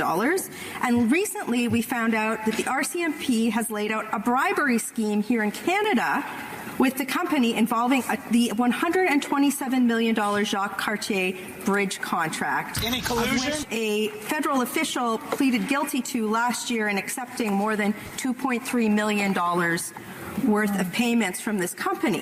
Fast forward to this year. The company, this very wealthy, well-funded company, went on the lobbying spree to end all lobbying spree. Like, imagine American-style lobbyists. Hey, easy does it, Scandinavia. Like full court press on the government. Foam finger number 1 down here. On everybody. Meeting after meeting with the Prime Minister's office. Won't take no for an answer because they wanted to get out of this. That's the motivation here. And why? Because if they're convicted of this, this company can't bid on what? Federal contracts. That's the big penalty for this, right? There's a lot at stake. So in the budget bill, Mr. Speaker, this company, after lobbying, the Liberals snuck in something called a deferred prosecution agreement in this bajillion-page document. Oh, that's too bad. That had everything under the sun. They snuck in a major legal change. And a deferred prosecution agreement, sir, simply put, would allow the government, or would allow SNC-Lavalin not to have, if they went this route, to potentially not have to go to jail or be convicted. They could just pay a fine, and then they would also be eligible to what? Bid on federal contracts. You know, that's the way we do it here. I don't see why Canada's behind the ball on this. It's exactly what we do. We do it. What? The banks do. We bribe everybody, and then when they get caught, then we don't send anyone to jail. We just fine them $1 billion. Yeah, that's the model. The taxpayer says it lightens the load on the taxpayer. Yeah, I mean, what is wrong with them? Don't they understand that this is how it rolls? And then this would have to be the best clip of what she said and the Prime Minister's response as she delves into a little bit of the bottom of the Wikipedia page about SNC-Lavalin and their scandalous tactics. The Prime Minister conspired to stop the criminal trial of a company charged with bribery, and this is what the bribery looked like. Order. I invite members to be judicious in the use of words. There are certain accusations we cannot make here except in certain ways. So I'd ask the member to be careful in the use of her words. Order. I guess she can't say the Prime Minister did this. You have to be really specific about his role in it or something. There's some rules, but she has got a lot of anti-free speech little gotchas that we do too. The Brits have a lot of them. Right. All these English-speaking countries have these. The Commonwealth has rules. These weird ways of you can't say that, but you can say this. Members ought to be able to be familiar with the rules, and I'm prepared to talk to them privately if they wish. Honourable member for Calgary Nose Hill. This is what SNC's intervention looked like. $30,000 worth of Canadian prostitutes given to Muammar Gaddafi's son. This is the so-called victimless crime. Now they're working it like we do it. You send some hookers and blow in. Yeah, $30,000 worth. $30,000 worth of whores? Hookers, ladies of the night, sex workers, professional ladies, all for Gaddafi's son, also known as... How many people that involved? How many girls were involved? That's a very good question. Did it have any specifics? Was it like $30,000? Was it 30 women? They each got $1,000 each? Or was it possibly. 10? You got $3,000 a pop? It could have been. Was it 2? They split $15,000? I think this is interesting. If it was girlfriend experience, it would maybe 5. I don't know. It's you don't want to know what the troll room is saying about us right now. Prostitutes given the troll room. The troll room can... those guys. Get out of the basement, kids. Worth of Canadian prostitutes given to Muammar Gaddafi's son. This is the Canadian prostitutes. Oh yeah, not some shitty hookers. No, Canadian prostitutes, top of the bill, baby. This is the best of the best. This is just top class prime beef. Dollars worth of Canadian prostitutes given to Muammar Gaddafi's son. This is the so-called victimless crime. Now wait until you hear Trudeau respond to this. That our woke feminist prime minister is moving mountains to cover up. Right, this has to be heard again. This is what our woke feminist prime minister. It's a great little title. This is the so-called victimless crime that our woke feminist prime minister is moving mountains to cover up. When did the prime minister learn that SNC-Lavalin paid for prostitutes for Muammar Gaddafi's son? Right, Honourable Prime Minister. Mr. Speaker, every step of the way, we will stand up for Canadian workers. We will stand up for good jobs right across this country. So what's funny about it, I got to play the whole bit. What's funny about it, he says, well, goes immediately. So again, he's accused of being complicit in bribing Muammar Gaddafi's son with prime Canadian hookers. And the first thing he says, we stand up for our workers' rights. Yeah, clearly. Does he mean for people who work for SNC-Lavalin or for the rights of the women to work? Step of the way, we will stand up for Canadian workers. We will stand up for good jobs right across this country. And we will do so in a way that is consistent with our values, with our expectations, and with the rule of law. That is the matter that we will stay focused on in this. We will defend Canadian jobs, and we will ensure that we are being consistent both with our values and with the rules and laws in place. Wow. This is better than Trump. Who's taking advice from L. Franken? This is fantastic. I agree, though. We need some clarification on the Canadian hookers. And I agree that it's confusing. I mean, when you say 30,000, it sounds like this Gaddafi kid is just buried under flesh. But who knows? I mean, maybe was the cost of the jet built into the $30,000? I agree. I mean, it could have been 2 women for all you know. Could have been, yeah. Dynamite stuff. Hey, great going, Canada. Thank you. This is very entertaining. Enjoy it very much. Yes, I take a lozenge. You have to excuse me. That's okay. No problem. While you take lozenge. You take the lozenge. My lozenge today's lozenge is brought to me by Jakeman's out of Boston, England, since 1907. Oh, really? Now, who would have thought? Been made in Boston, England, for over 100 years. I'm going to take us in a little different direction for a moment.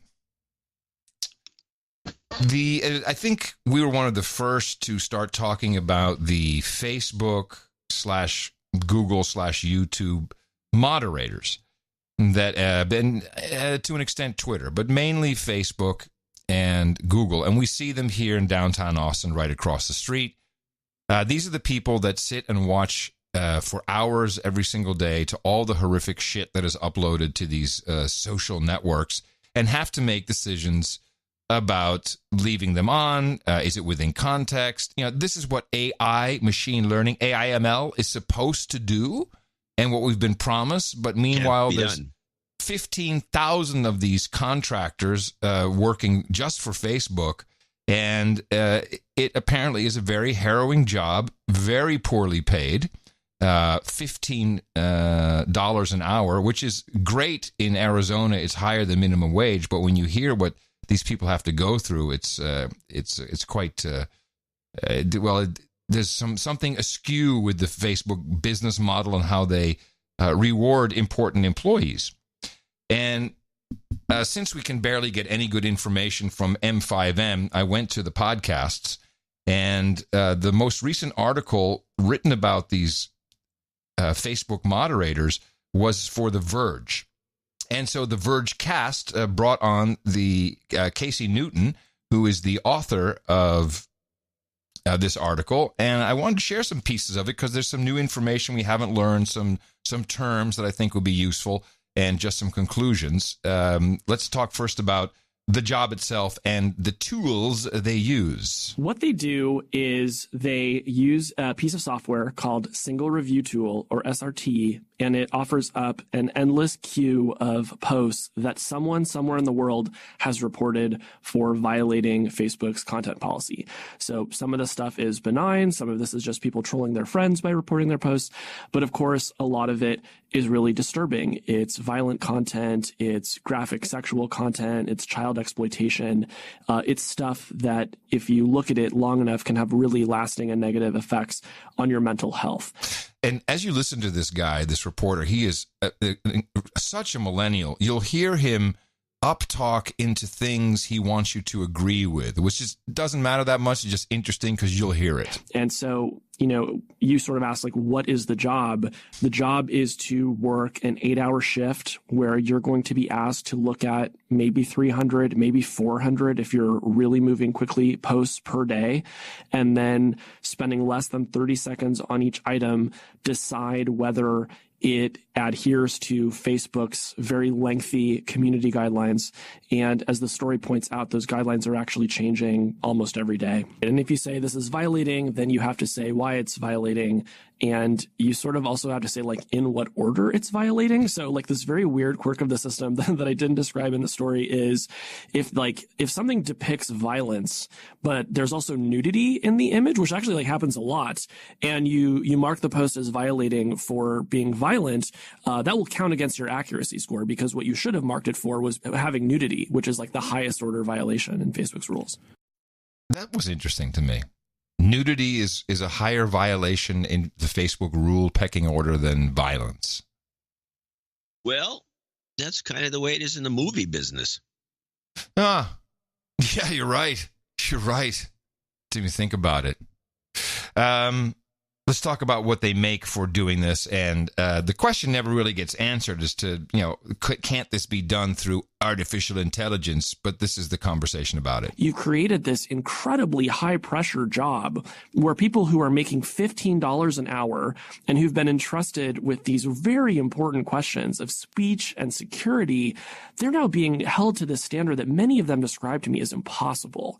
So that nature of the work where you must be accurate, and yet accuracy is also just kind of what folks on the ground agree with, I think is really problematic. By the way, that $15 an hour is a full-time job.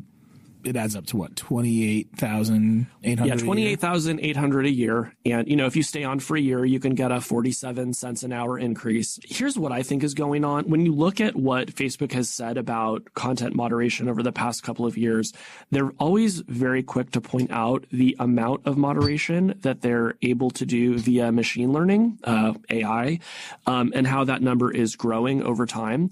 So in the context of ISIS, for example, they're typically able to identify ISIS content now really quickly and maybe prevent it from ever even being uploaded.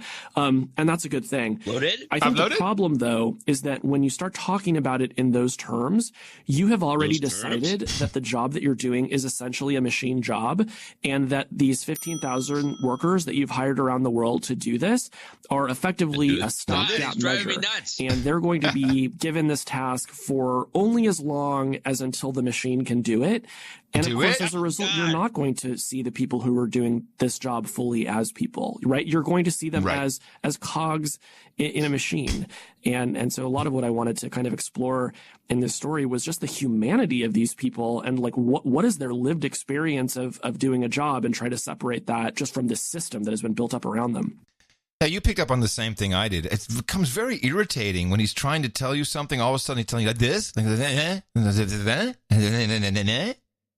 it's what it's true. He does it in like a streak, and then he stops doing it. Yeah, let's see if he does it in this one. I find that to be peculiar. So if you're watching crazy videos all day, let's say you're watching 9/11 truther videos and conspiracy theory videos, which are I believe now I was reading this morning. YouTube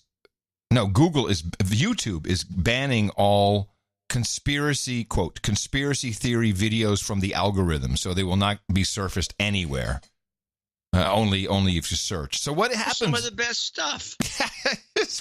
The one dimension I think is absolutely worth exploring and studying is the notion that being exposed to conspiracy theories and misinformation will make you believe it, even if your job is to delete it. Yeah. And you spoke to some folks who... By the way, this is Nilay Patel, a Class A douchebag. They believe that 9/11 was an inside job, which is false. Nah, that's what you say. And who believe the world is flat, which is false. Okay.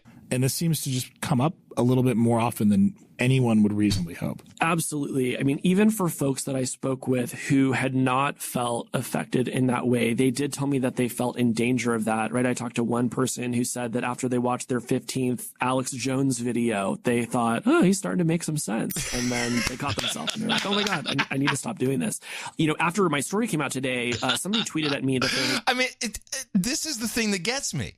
Is these guys, they can't even bring themselves to say, well, maybe if you do watch something 15 times, it starts to make sense. No, it's immediately you're mentally challenged. There's been apparently some research on this subject, and that academic researchers who study misinformation have experienced similar effects. It is a phenomenon that is somewhat known, apparently, but when I asked Facebook and Cognizant about it, it was news to them. Like, they said that they had not been previously aware of this phenomenon. One of the reasons I think it's important to think through the implications of that is that this might be a job that you have for 6 or 8 months before you get fired.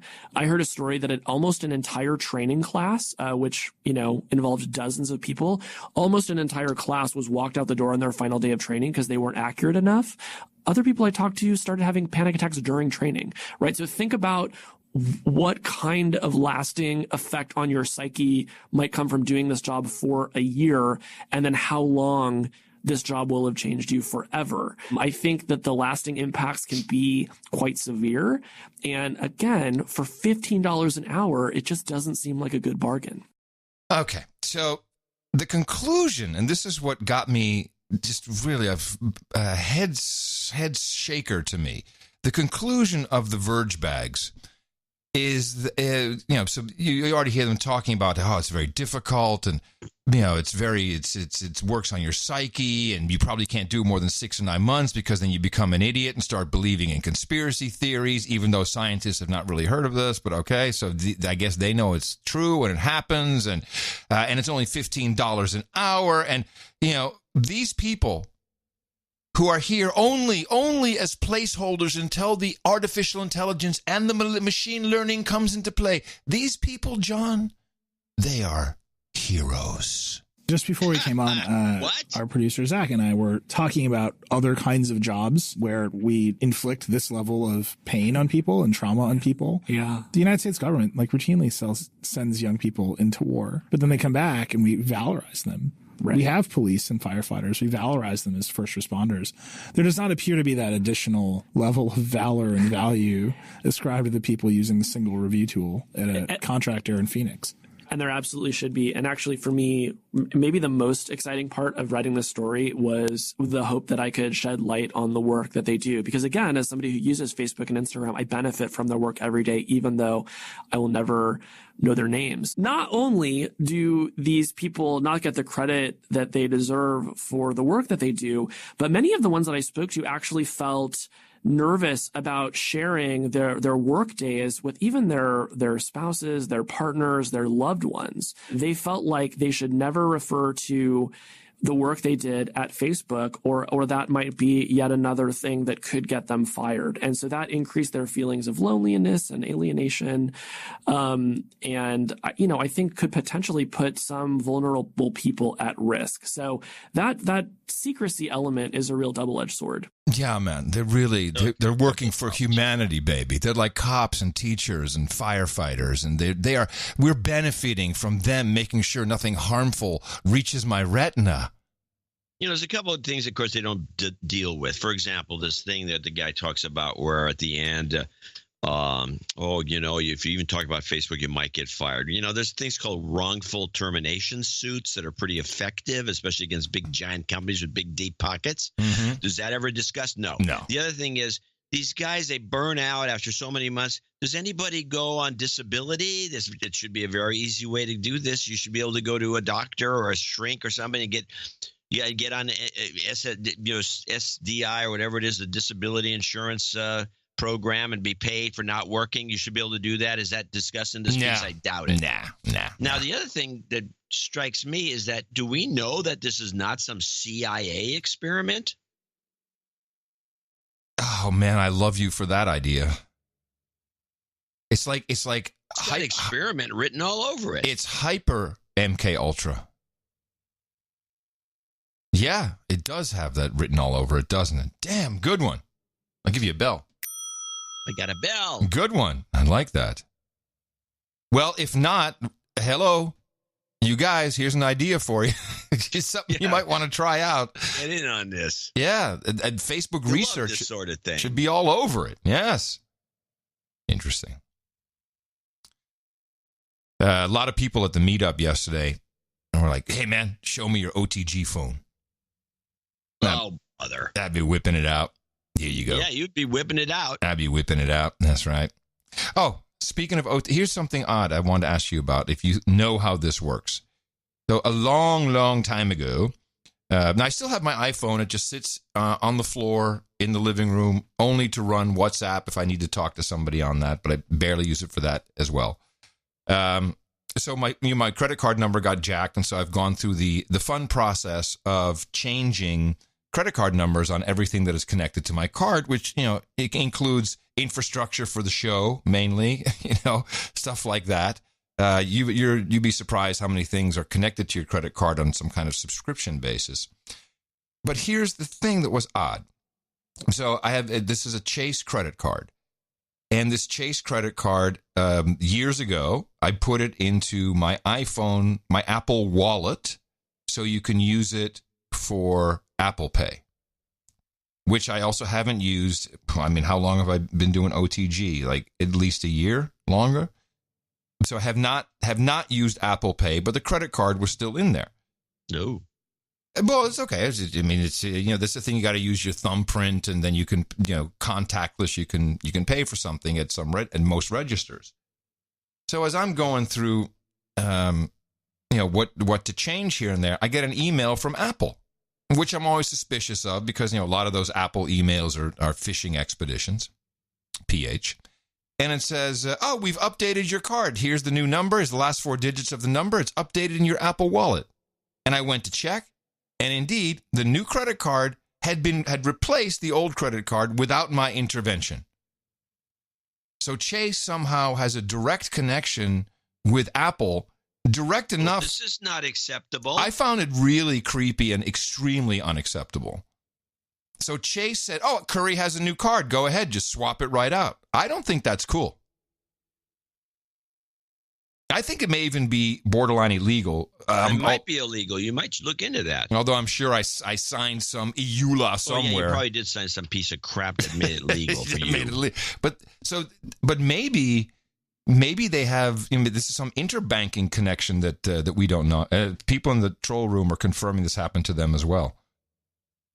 So there is some connectivity between Silicon Valley and your bank that is unknown to the public at large. I mean, yes, I know that I connected those two initially, but I don't see how, Chase must just put some flag out saying this one's changed. Go ahead. And what, they have all my info, my my 3-digit ID and whatever that is. They have all this pins and everything in between. Probably.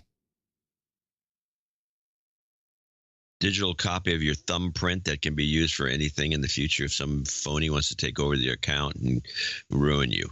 Now, while I realize that lots of people will see this as, wow, that's handy. Thanks, Chase and Apple. Yeah, no, that's the problem. Yes, exactly. No one questions it. Well, maybe one of our producers knows exactly how that works. And meanwhile, it's something you signed. Meanwhile, we keep getting reports about this surge in $100 bills in circulation. Have you followed any of this? No, I haven't even heard of this. So there's all kinds of. Bloomberg did a story on it. The amount of $100 bills in circulation is surging, and it's leaving some economists scratching their heads. The number of outstanding U.S. $100 bills has doubled since the financial crisis, with more than 12 billion of them across the world, according to the latest data from the Federal Reserve. C-notes have passed $1 bills in circulation, according to Deutsche Bank. Generally, economists believe the surge is related to people around the world wanting to hoard cash, a similar force that's driven the interest in cryptocurrencies. High-denomination, high-value currency notes have historically been a preferred form of payment for criminals, given the anonymity, lack of transaction record, and relative ease with which they can be bought. Yeah, use cash, you're a criminal. That's pretty much what it's saying. I mean, the whole thing comes to, yeah, well, it's got to be criminals. It's got to be criminals. I have to say, I noticed in my I don't see $100 bills very often, but a lot of the donations that people gave in the past two meetups were $100 bills, which I would to say me was that notable. We didn't have as much. We had cash, but we didn't have anywhere near as much cash at either Sacramento or Seattle or even Oakland.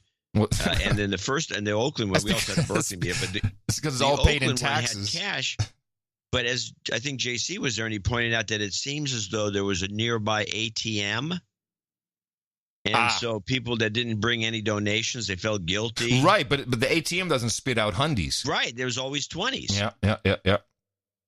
But you had a lot of cash down in Texas, which makes me think that there's a bunch of criminals down there. Oh, hell yeah. No, not criminals. We prefer to be called outlaws. Outlaws, that's what it is. And besides, you can't have much cash in California because the tax man takes it all. Yeah. You guys are poor. There's a couple elements like that. You're poor. California. I found it interesting. California. Yeah, I just found it very interesting. It's like, what is that? Yeah, that is very screwy. And I'm sorry, do you want to say something? No, I got some clips we can catch. I got some catch. Well, Eric Schill told me something that I wanted to talk to you about. Sure. And I did look it up. And so he has a 3-prong theory. He says, one, there are so many people ODing in Washington State that at even now or at a certain point, they had to have refrigeration trucks called into service because the morgues were filled. They couldn't fit any more dead bodies in them. Had you heard anything about this? No, but it actually is believable. So, yes, it turns out to be true. I did find articles about this, but then Eric made a very interesting connection. He says that a law just passed, and it's not just in Washington State. Turns out 17 other states have this, for something known as recomposition. And recomposition is essentially the composting of human beings, human composting. It involves placing bodies in a vessel and hastening their decomposition into a nutrient-dense soil that can then be returned to the families. So Eric says it's so bad that, of course, for families, I'm sure, you can cremate, you can bury, or you could or you could compost. I guess I'll just call it compost. He says it's so bad that with the drug overdoses, they don't even take the time. We don't even have to identify these people. Just compost them. And it's being used as compost. Well, I'll have to talk to him. I don't know anything about this, but again, it's Soylent Green, science man. Fiction, anything's believable, and that's kind of in that realm. It's Soylent Green. It's people. It is people. It's fantastic. Tina, composting the public. Tina can't stop talking about it. She was talking to everybody yesterday about it. And they're like, "What? They're composting people in Washington State?" Yeah. 17 other states on the way, baby. This is fantastic. Hey, if I go before you, I want to be composted and I want to be in your garden. And I want you to grow something on me. I'll grow a lemon tree on you. Oh, okay. So they're going to expedite Hmong. So we got to catch up on that. That took a long time to get to. The Canadian government today formally gave the green light to start extradition hearings for Huawei executive Meng Wanzhou. Meng faces fraud charges in the U.S. She was arrested in Vancouver in December. The Chinese telecom company is accused of stealing trade secrets and violating U.S. sanctions on Iran. Meng has maintained her innocence. Yeah. This, I think, is just a bargaining chip for some. Oh, it's got to be. But the question is what? Well, five Gs. I have two clips I want to do a side by side. Okay. Now, one's 37 seconds, the other's 44. It's a little longer. This guy, you were talking about Washington State and their composting. Well, the governor there, the guy would be somewhat responsible for this, is this guy Inslee. He's like a douchebag, and he's going to run for president. This is the climate change guy. He's all behind. Oh, yeah, his whole thing. Yes, he's all for composting. Yeah, he'd be all for composting. So he wants to compost the public. So he'd be the composting president if he ever got in. But he's a douchebag and he's kind of a squirrely guy.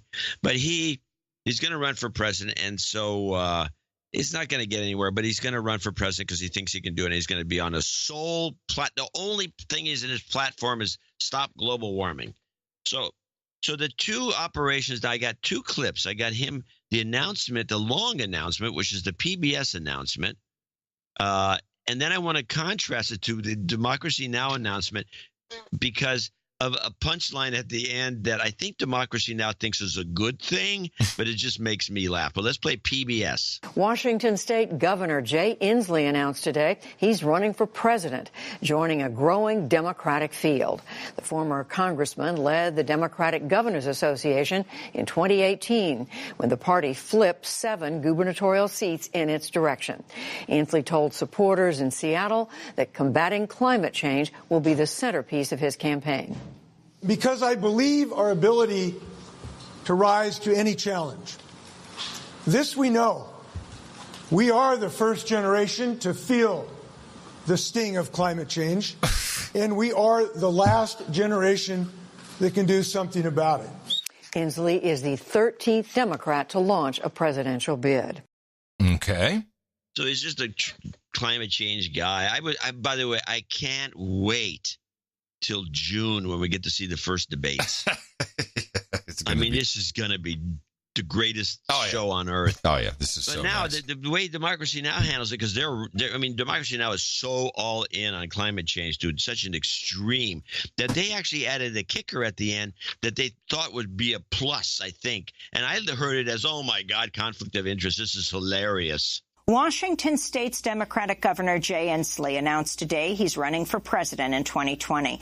In a video posted to YouTube, Inslee said he would make the issue of battling climate change his top priority. We're the first generation to feel the sting of climate change, and we're the last that can do something about it. We went to the moon and created technologies that have changed the world.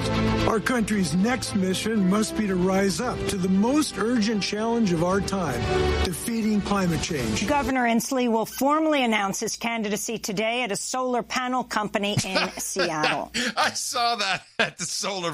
Dude, hello. Obama era called. It wants its campaign back. Are you kidding me? That's just insane. I just couldn't stop laughing when I heard that. That's so good.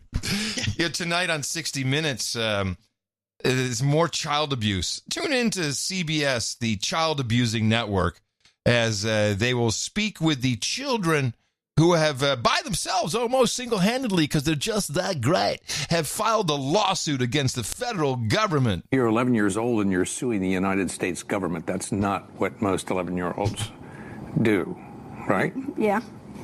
Levi Draheim is one of 21 kids asking federal courts to block the U.S. government from continuing the use of fossil fuels.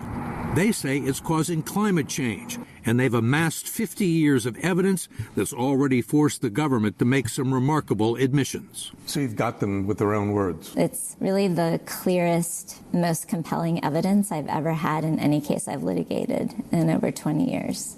And that's their lawyer, who looks like she's probably in her 50s, but sounds like she's 12.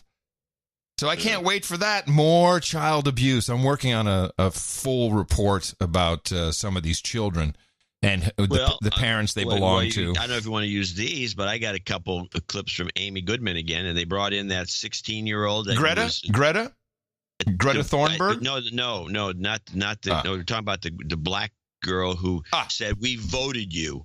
Yeah, yes, yeah. I want to hear that. Sure. Yeah, what do you got? We voted you. So she's on now. She's apparently been trained by some. I've seen this going on in the West Coast. You see these training sessions, and she's been trained. So she says, she presents her case. I think okay, but this is arrogant climate girl. R.E. Feinstein, Amy pushes. Yesterday, I spoke with 3 of the climate activists, age 16, 12, and 10, who confronted Senator Feinstein. I began by speaking with Aisha Clark, a 16-year-old junior at Met West High School in Oakland. She's an activist with Youth versus Apocalypse. I asked her why she went to Senator Feinstein's office. Really there to ask her to vote yes on the Green New Deal. And while we were there, she said things like, it's not going to pass in the Senate. It's too pricey. And we responded by saying that really, Senator Feinstein, it's too pricey to not enact the Green New Deal. And the longer that we wait, the more costly and devastating the consequences of this climate crisis will be.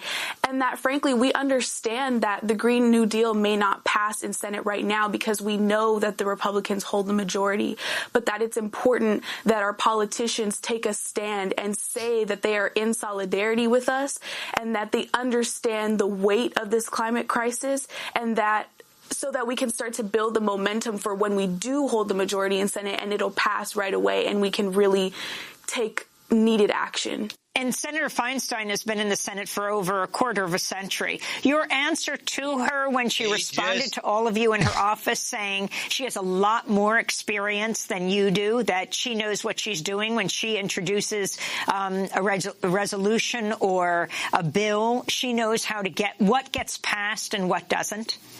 While I have a lot of respect for her and of all of the work that she's done, I think there's always change to be made. There's always room for improvement.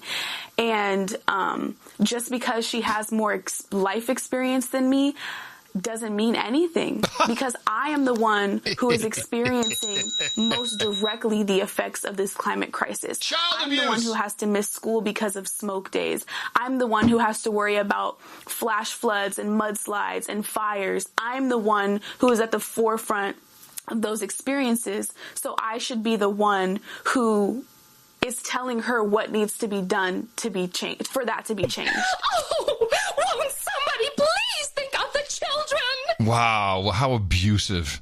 This is like, this girl is completely done. Yeah. I mean, it's like, I can't even laugh about it. It's so these sad. Democrats have created this monster, you know. They have. And they deserve what's going to happen to them. Yeah. But let's listen to the end of her, another minute of the arrogant climate girl. This is the I guess I'm supposed to say brother. There's an old brother moment in here. Isha, what got you so interested in this issue, in the issue of climate change? Well, it's for 2 reasons. One, because we're really seeing the impacts of the climate crisis right now. We have, it's raining a lot in California right now, and usually that would be a really good thing because of the drought that was made extremely more severe by climate change. She's a climatologist. I want to make sure, because, we all can only speak about climate if you're an actual scientist. Is she a scientist? Is she a licensed professional in this field? She's 16-year-old. She's a high school kid. But now we're scared about the rain because there can be floods and there can be mudslides because of the fires that just happened. That is also because of the climate crisis. No, since the 1800s, it's been written about the hell that is California with its fire and rain and mudslides. No. Oh, by the way, Dianne Feinstein does remember. That's what life experience does for you. We've had to miss school because of smoke days. That didn't happen 10, 20, 30 years ago. Is that true? So Smoke days that didn't happen? There were smog days in Los Angeles. Yeah, smog days were worse. Oh, my goodness. Make kids stay home all the time. True. Impacting us right now. And the second reason is because I really think that I grew up in Amsterdam with smoke days, but it was different. Climate change is an intersectional issue, and that especially when dealing with the Green New Deal, it encompasses... Climate change is an intersectional issue. You know, comprende. Actually, when you, from that point in her talk, this is where it actually gets to me. It gets weird. So intersectionality means everybody who's a minority. It's everybody but old white guys. It's intersectionality. Yeah, everybody but you and me. That's right. That's right. You nailed it. And that especially when dealing with the Green New Deal, it encompasses so many issues: economic justice, racial justice, women's rights, so many things. And through fighting for climate justice, I can also fight for all of the other justices that I'm super passionate about. Oh, that is the Green New Deal. That is exactly it. It says right there in the Green New Deal, it's intersectional. And when we fight climate change, we help all minorities. We help everybody, but we kind of kill old whitey guy. Yeah, everything else is helped. Everybody is helped. It's nuts. It is. But this is child abuse. And you correctly say this arrogant kid, but she's been abused into this, to believing it, and she's propagating this message of her life. You know, one true scientist who listened to our show, producer Rob, last name goes anonymous. He says that, let me tell you the reason he said about the 2030 deadline. This date is very important. He says near or around 2030 is when all the major Western models, which are it's a CRUT 4.6, CMIP5, and RCP. The models in 2030 start diverging in such a manner that their accuracy of prediction will not be able to be argued. Temperature change will either be on trend for less than 1 degree Celsius or plus 2 degrees Celsius. So if we get to he says, meanwhile, in the language of a climate scientist, this means if we get to the year 2030 and the rate of temperature change is not as dramatic as predicted, then it's just another climate change trend that they have on record from before. The Earth will not be on fire, and this will be very bad for funding.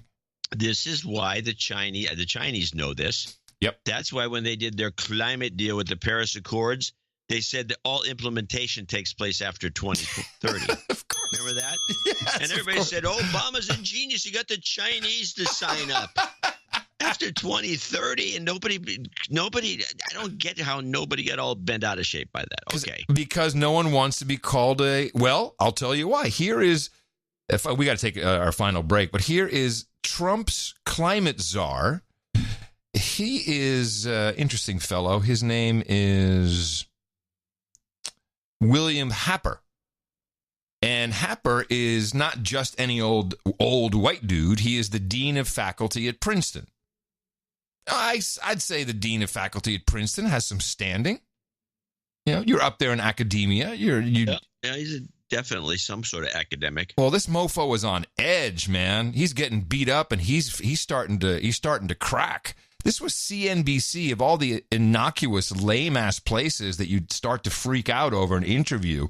This is what went down. Professor, I have some issues with all of this, obviously, because you don't believe in climate change at all. You made a comment. Just a minute. I believe in climate change. Sir, shut up. Sir, I'm open. This is the dean of faculty saying, oh, I didn't say that. Shut up.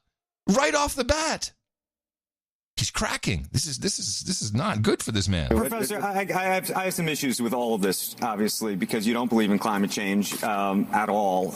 You made a comment. Just a minute. I believe in climate change. Shut up. Sir, I'm open. I'm open to all ideas. You made a comment back in 2009 comparing climate change to the Holocaust.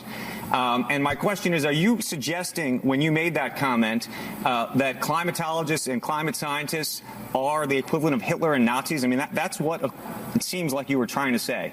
Yeah, you know, I get called a denier, and anyone who objects to all of the hype gets called a denier. That's supposed to make me a Holocaust denier. You know, I'm getting tired of that. And the comment I made was the demonization of carbon dioxide is just like the demonization of the poor Jews under Hitler. Carbon dioxide is actually a benefit to the world, and so were the Jews. Oh, wow. Yeah, that'll work, bro. That's the way to explain your way out of it. Yeah, talk to your publicist after these meetings. We would like now to demonstrate how the English language ought to be used by two craftsmen, our guest commentators. I'm going to show my support by donating to No Agenda. Imagine all the people who could do that. Oh, yeah, that'd be fab. Yeah, on No Agenda in the morning. Jonathan Jobin starts us off with our segment here, $123.45.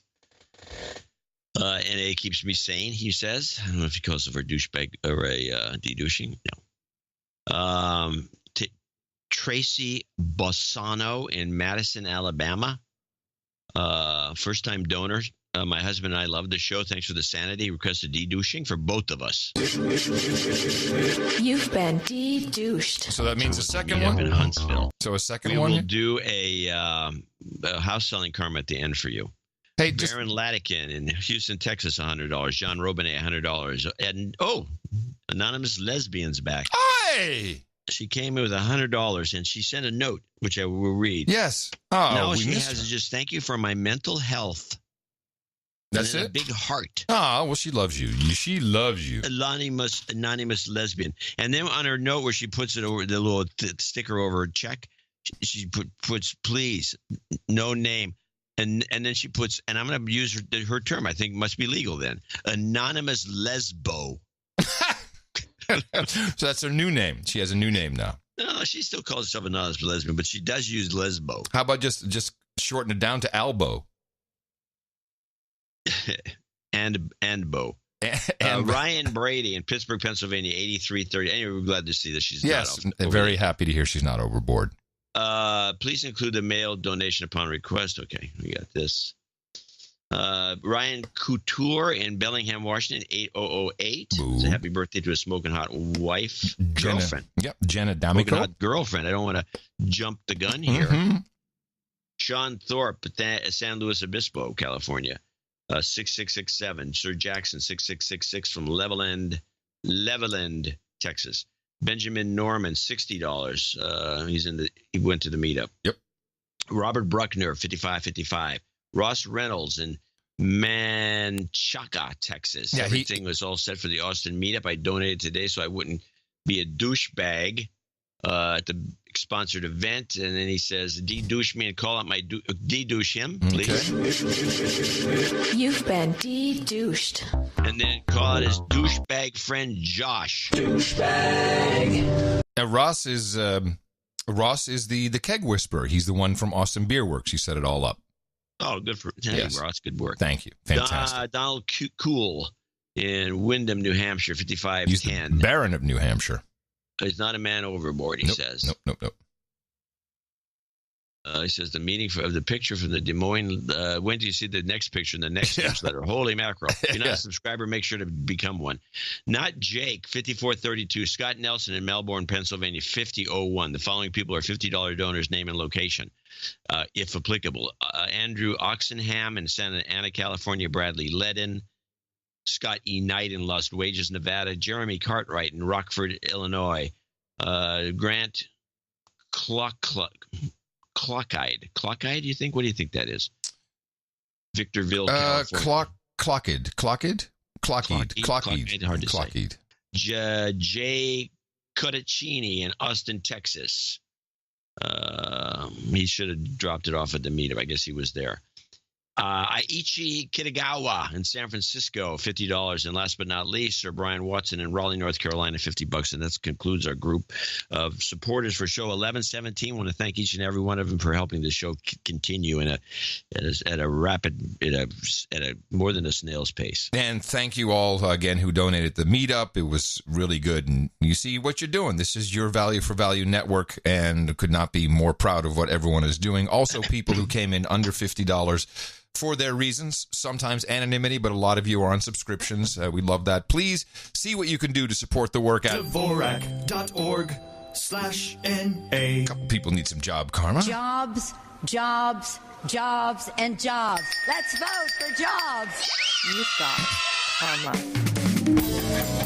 It's your birthday. Here we go, March 3rd, 2019. Kyle Parker turns 33 today. It's the magic number. Happy birthday. Sir John Helmer says happy birthday to his milfy wife, Angie. She'll be celebrating on the 7th. And Andrew Kelly also celebrating on March 7th. Happy birthday from everybody here at the best podcast in the universe. 1, 2, 3, 4. Let's see, 2 dames, 4 nights, I think. So it's quite a list. If you can grab your blade, get the big one, the big one for me today. Remember, John never pulls his out in public, so. Up on stage, please, Ryan Brady, Jason McKinney, Gretchen Wittig, Dame Firecracker's husband, Paul Wilson, Billy Villarreal, and Damon. All of you have supported the No Agenda Show in the amount of $1,000 or more. Therefore, I am proud to pronouncate thee Sir Ryan J. Brady, Knight of the Three Rivers, Sir Jason of the No Pointer Exception, Dame G. Money, Sir Ed Slayer of the Dragon, Sir Paul, the Trusted Advisor, Dame Phil Pusher of South Texas, Pill Pusher of South Texas, and Sir D. For you, we have Hookers and Blow, Rent Boys and Chardonnay, Dillaw Did, and Benadryl, Push Fast, Dr. Pepper, and Beef Jerky at the round table, and Bravery Bandages and Instant Audience Toys, and of course the mutton and meat thrown in. We had a long list there. The number one question asked at the meetup, where's my ring? Believe me, Eric the Shill does a lot of work on this, and he always tries to get everybody their rings as soon as possible. We got sizes, we got shipments, but you need to go to noagendanation.com/rings and give Eric your measurements, and he'll take care of all the rest. And thank you all for supporting the No Agenda Show, the best podcast in the universe. Any upgrades? We had one. Oh, you are so right. Come gather round, douchebag, producer and slave, as we all thank your brothers and sisters who gave, and some of them knights, some of them dames, for the titles are a-changing. Christopher O. Cowan becomes a baronet today. Congratulations. And as we mentioned earlier, Sir Tyler Fox, the Mooney Man, becomes Viscount Tyler Fox today. Congratulations. Thank you for your courage and for your support of the show and the Value for Value Network. Well, I got one clip here that I want to play. One people say, why do you even watch that Democracy Now! Show? So they always have the stories that these other guys don't cover that are always funny. Well, it's mainstream, even though it's pretty very much mainstream, but it's mostly they read it from different wires, and they're not.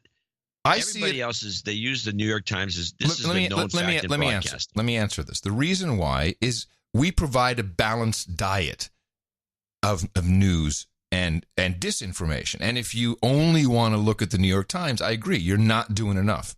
The New York Times is known in the broadcasting business. If you're in the radio or TV, if the New York Times isn't covering, then you don't cover it. Right. It's a paper of record. Right. It's like the dollar being the world's currency. And so they get stuff like this story, which you just laugh at because it's so funny. It's Amy and the Virginia governor's wife. Virginia's First Lady, Pam Northam, has apologized after she handed out cotton to African-American students touring the governor's mansion, and asked them to imagine being an enslaved cotton picker. I did see I saw a headline somewhere. I didn't realize that she had asked them to imagine being an enslaved cotton picker. Yeah. Wait, and a cotton picking picking governor moment. They're trying to oust because he's blackface. His wife is in on it. Clearly, she's in on it. She's the assassin on the inside. She's out to get rid of him. So it brings up two ISOs I want you to play. Okay. for possible end of show. One is the Amy enslaved cotton picker. Imagine being an enslaved cotton picker. Yeah. Okay, that's a good one. It's not bad. And then the other ones I pulled from Trump's long, 2-hour speech. Don't fall asleep. Don't fall asleep. Don't fall asleep, right? Don't fall asleep. I think if we just do one, it's great for end of show. So Don't fall asleep. If we just do that one. You want the full either one? It's up to you. I find I like them both. I had an ISO too. Let me see, what did I have? Oh yeah, it's a leftover from Alex Jones. I'm kind of retarded. I thought that was kind of cool. Yeah. Which one do you want for the end? I don't like the Alex Jones one. No, I don't like it because I heard it a couple of times. It's taken out of context, and I mean the ISOs are always taken out of context. Hello, but I didn't like the whole the carnival around that Alex Jones showing up on that other show that won't have you on. They will. Yeah. I hope so. We'll see. Joe Rogan is what you're talking about. Yeah, that's right. Joe Rogan. All right. What do I have left here? Well, if you want, we can go to PBS and do the Venezuela update to see what the hell's going on there. Yeah, I did want to mention one quick thing. I'm a big fan of the Grand Tour, the former Top Gear guys on Amazon. Did you watch it? Do you watch the show? No, I do not. I have a limited number of TV shows besides news and commentary shows for this show that I watch, and I don't have room for it. There's no slot available. Yeah, so I have a slot during the day when Tina's not home. That's when I can watch this. And I'm watching, and they're doing this thing in China, the cheap car challenge, I think they call it. And I'm like, wow, because they got budget on this show. And you know where they are? In Chongqing. Oh, really? So the same city that sponsored New Year's Eve in Times Square in New York. Are they trying to get tourists to go to that place? No one's going to go there. And it was a blowjob piece, man. It was like, oh, look, it's fantastic. Look, it's great. Oh, look at the roads. Woo! Oh, these guys are 30. How could they do it? It was almost sickening. They have these kinds of towns, and that's one of the biggest. I think it's the third biggest city in China. 30 million. Let me just give some advice to people who want to go to China. If you haven't been to Shanghai, you could spend a lifetime just going to Shanghai, and it's one of the greatest towns in the world. It's world class. And then Beijing is fun, but Shanghai is where you go. You can go to Hong Kong if you want to go broke. If you don't want to go broke and you want to have a good time, you go to Shanghai, and then there's other little cities along the coast that are fun. You don't go to this place. Well, they did, and they got paid to do it. That's for sure. So it was just, it felt dirty to me, even though I'm not a fool. I understand that these shows, how that works. You talk to the tourism department of countries you go to. I get it. But it's just I was like, oh, they show you a good time. Once again, the Chinese all over just spewing their stuff all over our good entertainment, our New Year's Eve entertainment, and our metal. Somebody's too aggressive, apparently. Yeah, the newbies that there will be the tourism bureau for a city like that, or some of these other newbies. They're like millennial directors of tourism. Right. They don't know the game. They don't know that. It's obvious when somebody's over promoting. You're not supposed to do it that way. You're supposed to just get them over there, show them a good time, and don't tell them what to do or how to say it, and don't give them crap because if they never say anything. I think there's actually some joke in there that Clarkson in his voiceover says, we can't say this about this, something like one of those deals. Yeah. Okay. Yeah, not good. Bad form. Let's see. What do I have? Nothing new on Brexit, right? Except that No, I got nothing on Brexit. I got the Venezuela update. Oh yes, that's what we wanted. Yes. Hold on. That will be a good. That'll be a fun upbeat note to leave this show on. The U.S. Treasury Department has announced a new round of sanctions against the Maduro regime in Venezuela. They target 6 top members of the Venezuelan security forces responsible for blocking humanitarian aid deliveries. The U.S. recognizes opposition leader Juan Guaido as Venezuela's rightful president. At the State Department, U.S. Special Envoy Elliot Abrams responded to concerns that Guaido's support might be fading. I'm not concerned about the loss of momentum that some people allege. What underlies all this is not anything the United States is doing. What underlies it is the desire of the Venezuelan people to escape from the condition of dictatorship and economic misery that they are suffering. And that has not diminished. During a visit to Paraguay today, Guaido announced that 600 members of the Venezuelan military have now abandoned Maduro's government. Okay, so where do we stand with that then, if that's happening? The whole thing is up in the air as far as I'm concerned. I mean, we're going to start to do, we have to do something, and rebelization may be in order. I don't know. This Guaido guy is like, he can't go there, and he's worried sick, so he's in Colombia, he's in Paraguay. He's not in Venezuela, so he can't do anything. And this other guy seems to be entrenched, and he's got a bunch of military guys behind him. I don't believe the 600 number. It's just maybe troops that figure they can go have at least get some decent food in Colombia. Well, I have only one clip I just thought was interesting, considering the European Union, where they stand, and who's going to be the new voting power. And if this goes through, it'll be interesting for the EU in general, and maybe even for other countries specifically. Germany's Justice Minister Katharina Barley has called for the voting age to be lowered from 18 to 16.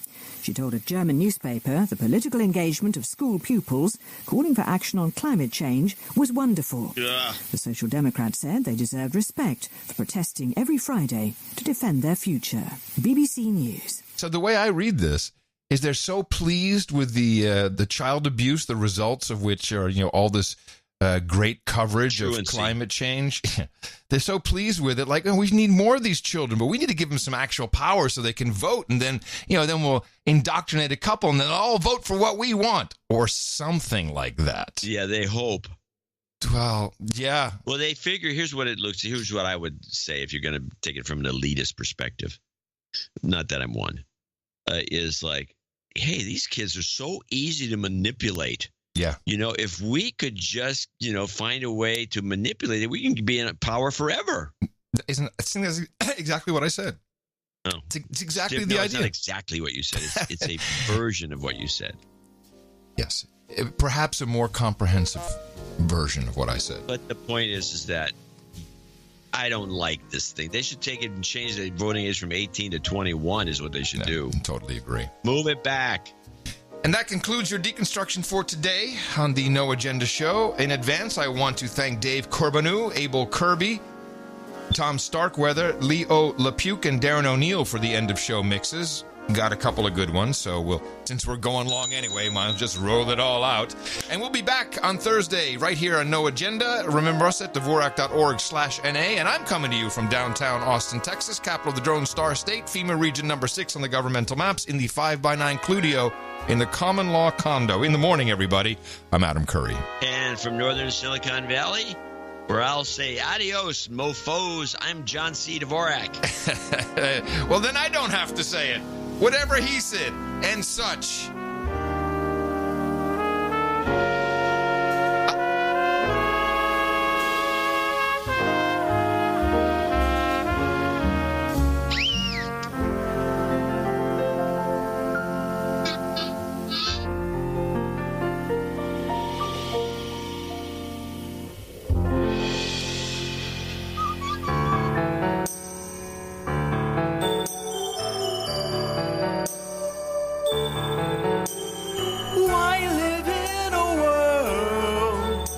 Foreclosures and evictions.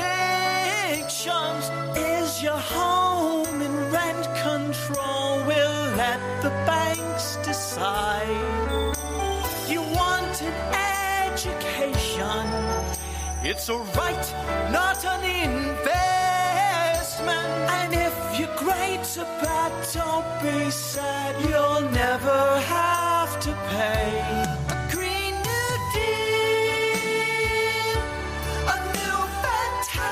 Tax for you, and so let's give a hoot. Don't pollute unless you've got a license. Green New Deal, a new fantastic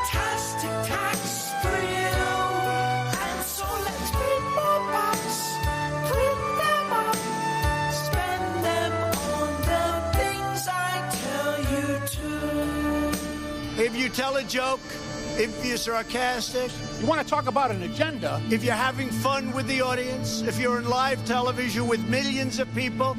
We all need to understand what this is. This is the Michael Cohen hearing presented by Lanny Davis. To be honest, I was just happy to get the check. Russia, please, if you can, get us Hillary Clinton's emails. Please, Russia, please. Mr. Jordan, all I wanted was what I got, to be personal attorney to the president. Darling, is the wind blowing today? I'd like to watch television, darling. Found in the rump. Walking in with a satchel of rubles. Found in the rump. Found in the rump. Found in the rump. So we got the one, but we didn't need the one. Found in the rump. And at the end of the day... You know I'm totally off script right now. Titled Michael Cohen, no agenda, part of the record. You want to talk about an agenda, and all of a sudden, they're trying to take you out with bullshit. You're saying that all of that was just paid to you just because you're a nice guy. Well, I am a nice guy, but more importantly... I would beg to differ. The record reflects that you're not a nice guy. It's rather stunning that there is no agenda. 333 and reclaiming my time. I have lied, but I am not a liar. And now you're going to prison for it.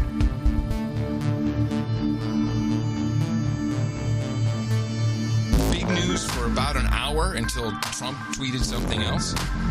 We now know that the confidence that human activities are raising the heat at Earth's surface have reached a 5 sigma level. 5 sigma level. 5 sigma level. In case you were wondering, that is a statistical gauge, meaning there is only a 1 in a million chance that signal would appear if there was no warming. This is the gold standard. Previously applied in 2012 to confirm the discovery of the Higgs boson subatomic particle. You know, when they tried to create the black hole for us all to die in? This is the gold standard. 5 sigma level. 5 sigma level. 5 sigma level. 5 sigma level. 5 sigma level. 5 sigma level. 5 sigma level. 5 sigma level. This is the gold standard. So now it's not 97%. This is 99.99999% certain that they are right. That humans are causing global warming. This is okay. This is Oslo. What governing body? The Lawrence Livermore National Laboratory in California. Luckily, I have friends within this organization. Oh, good. I'm sure they listen to the show all the time. Once again, the curse of Biden strikes. Joe Biden said something nice about Vice President Mike Pence. And you know what happened? I get in trouble. But after major online backlash, Biden is now being forced to walk back his comments. It's just kind of sad. You can't even say something nice. The guy is a decent guy. Our vice president. A decent guy.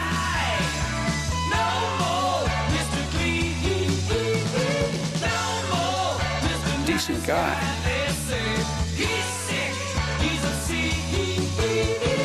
The Democrat Party went crazy. How dare you say he's a decent guy? He's anti-LGBTQIAA asterisk. God rest her soul, and although she swayed, your mom's still alive. I get in trouble. Decent guy. One of my problems is if I ever run for president, I like Republicans. Bless me, Father, if I have sinned. He'll get the wall up before the fake news gets him down. They can say what they want. He's got boots on the ground. And he knows just how America feels. He's gonna throw some punches and crush the Green New Deal.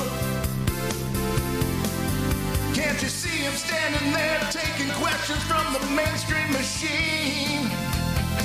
They say he's the worst that they've seen. Just listen to them scream. Give him hell, Trump, Trump. Give him hell, Trump. The best podcast in the universe. Mofo. Dvorak.org/NA. Don't fall asleep, right?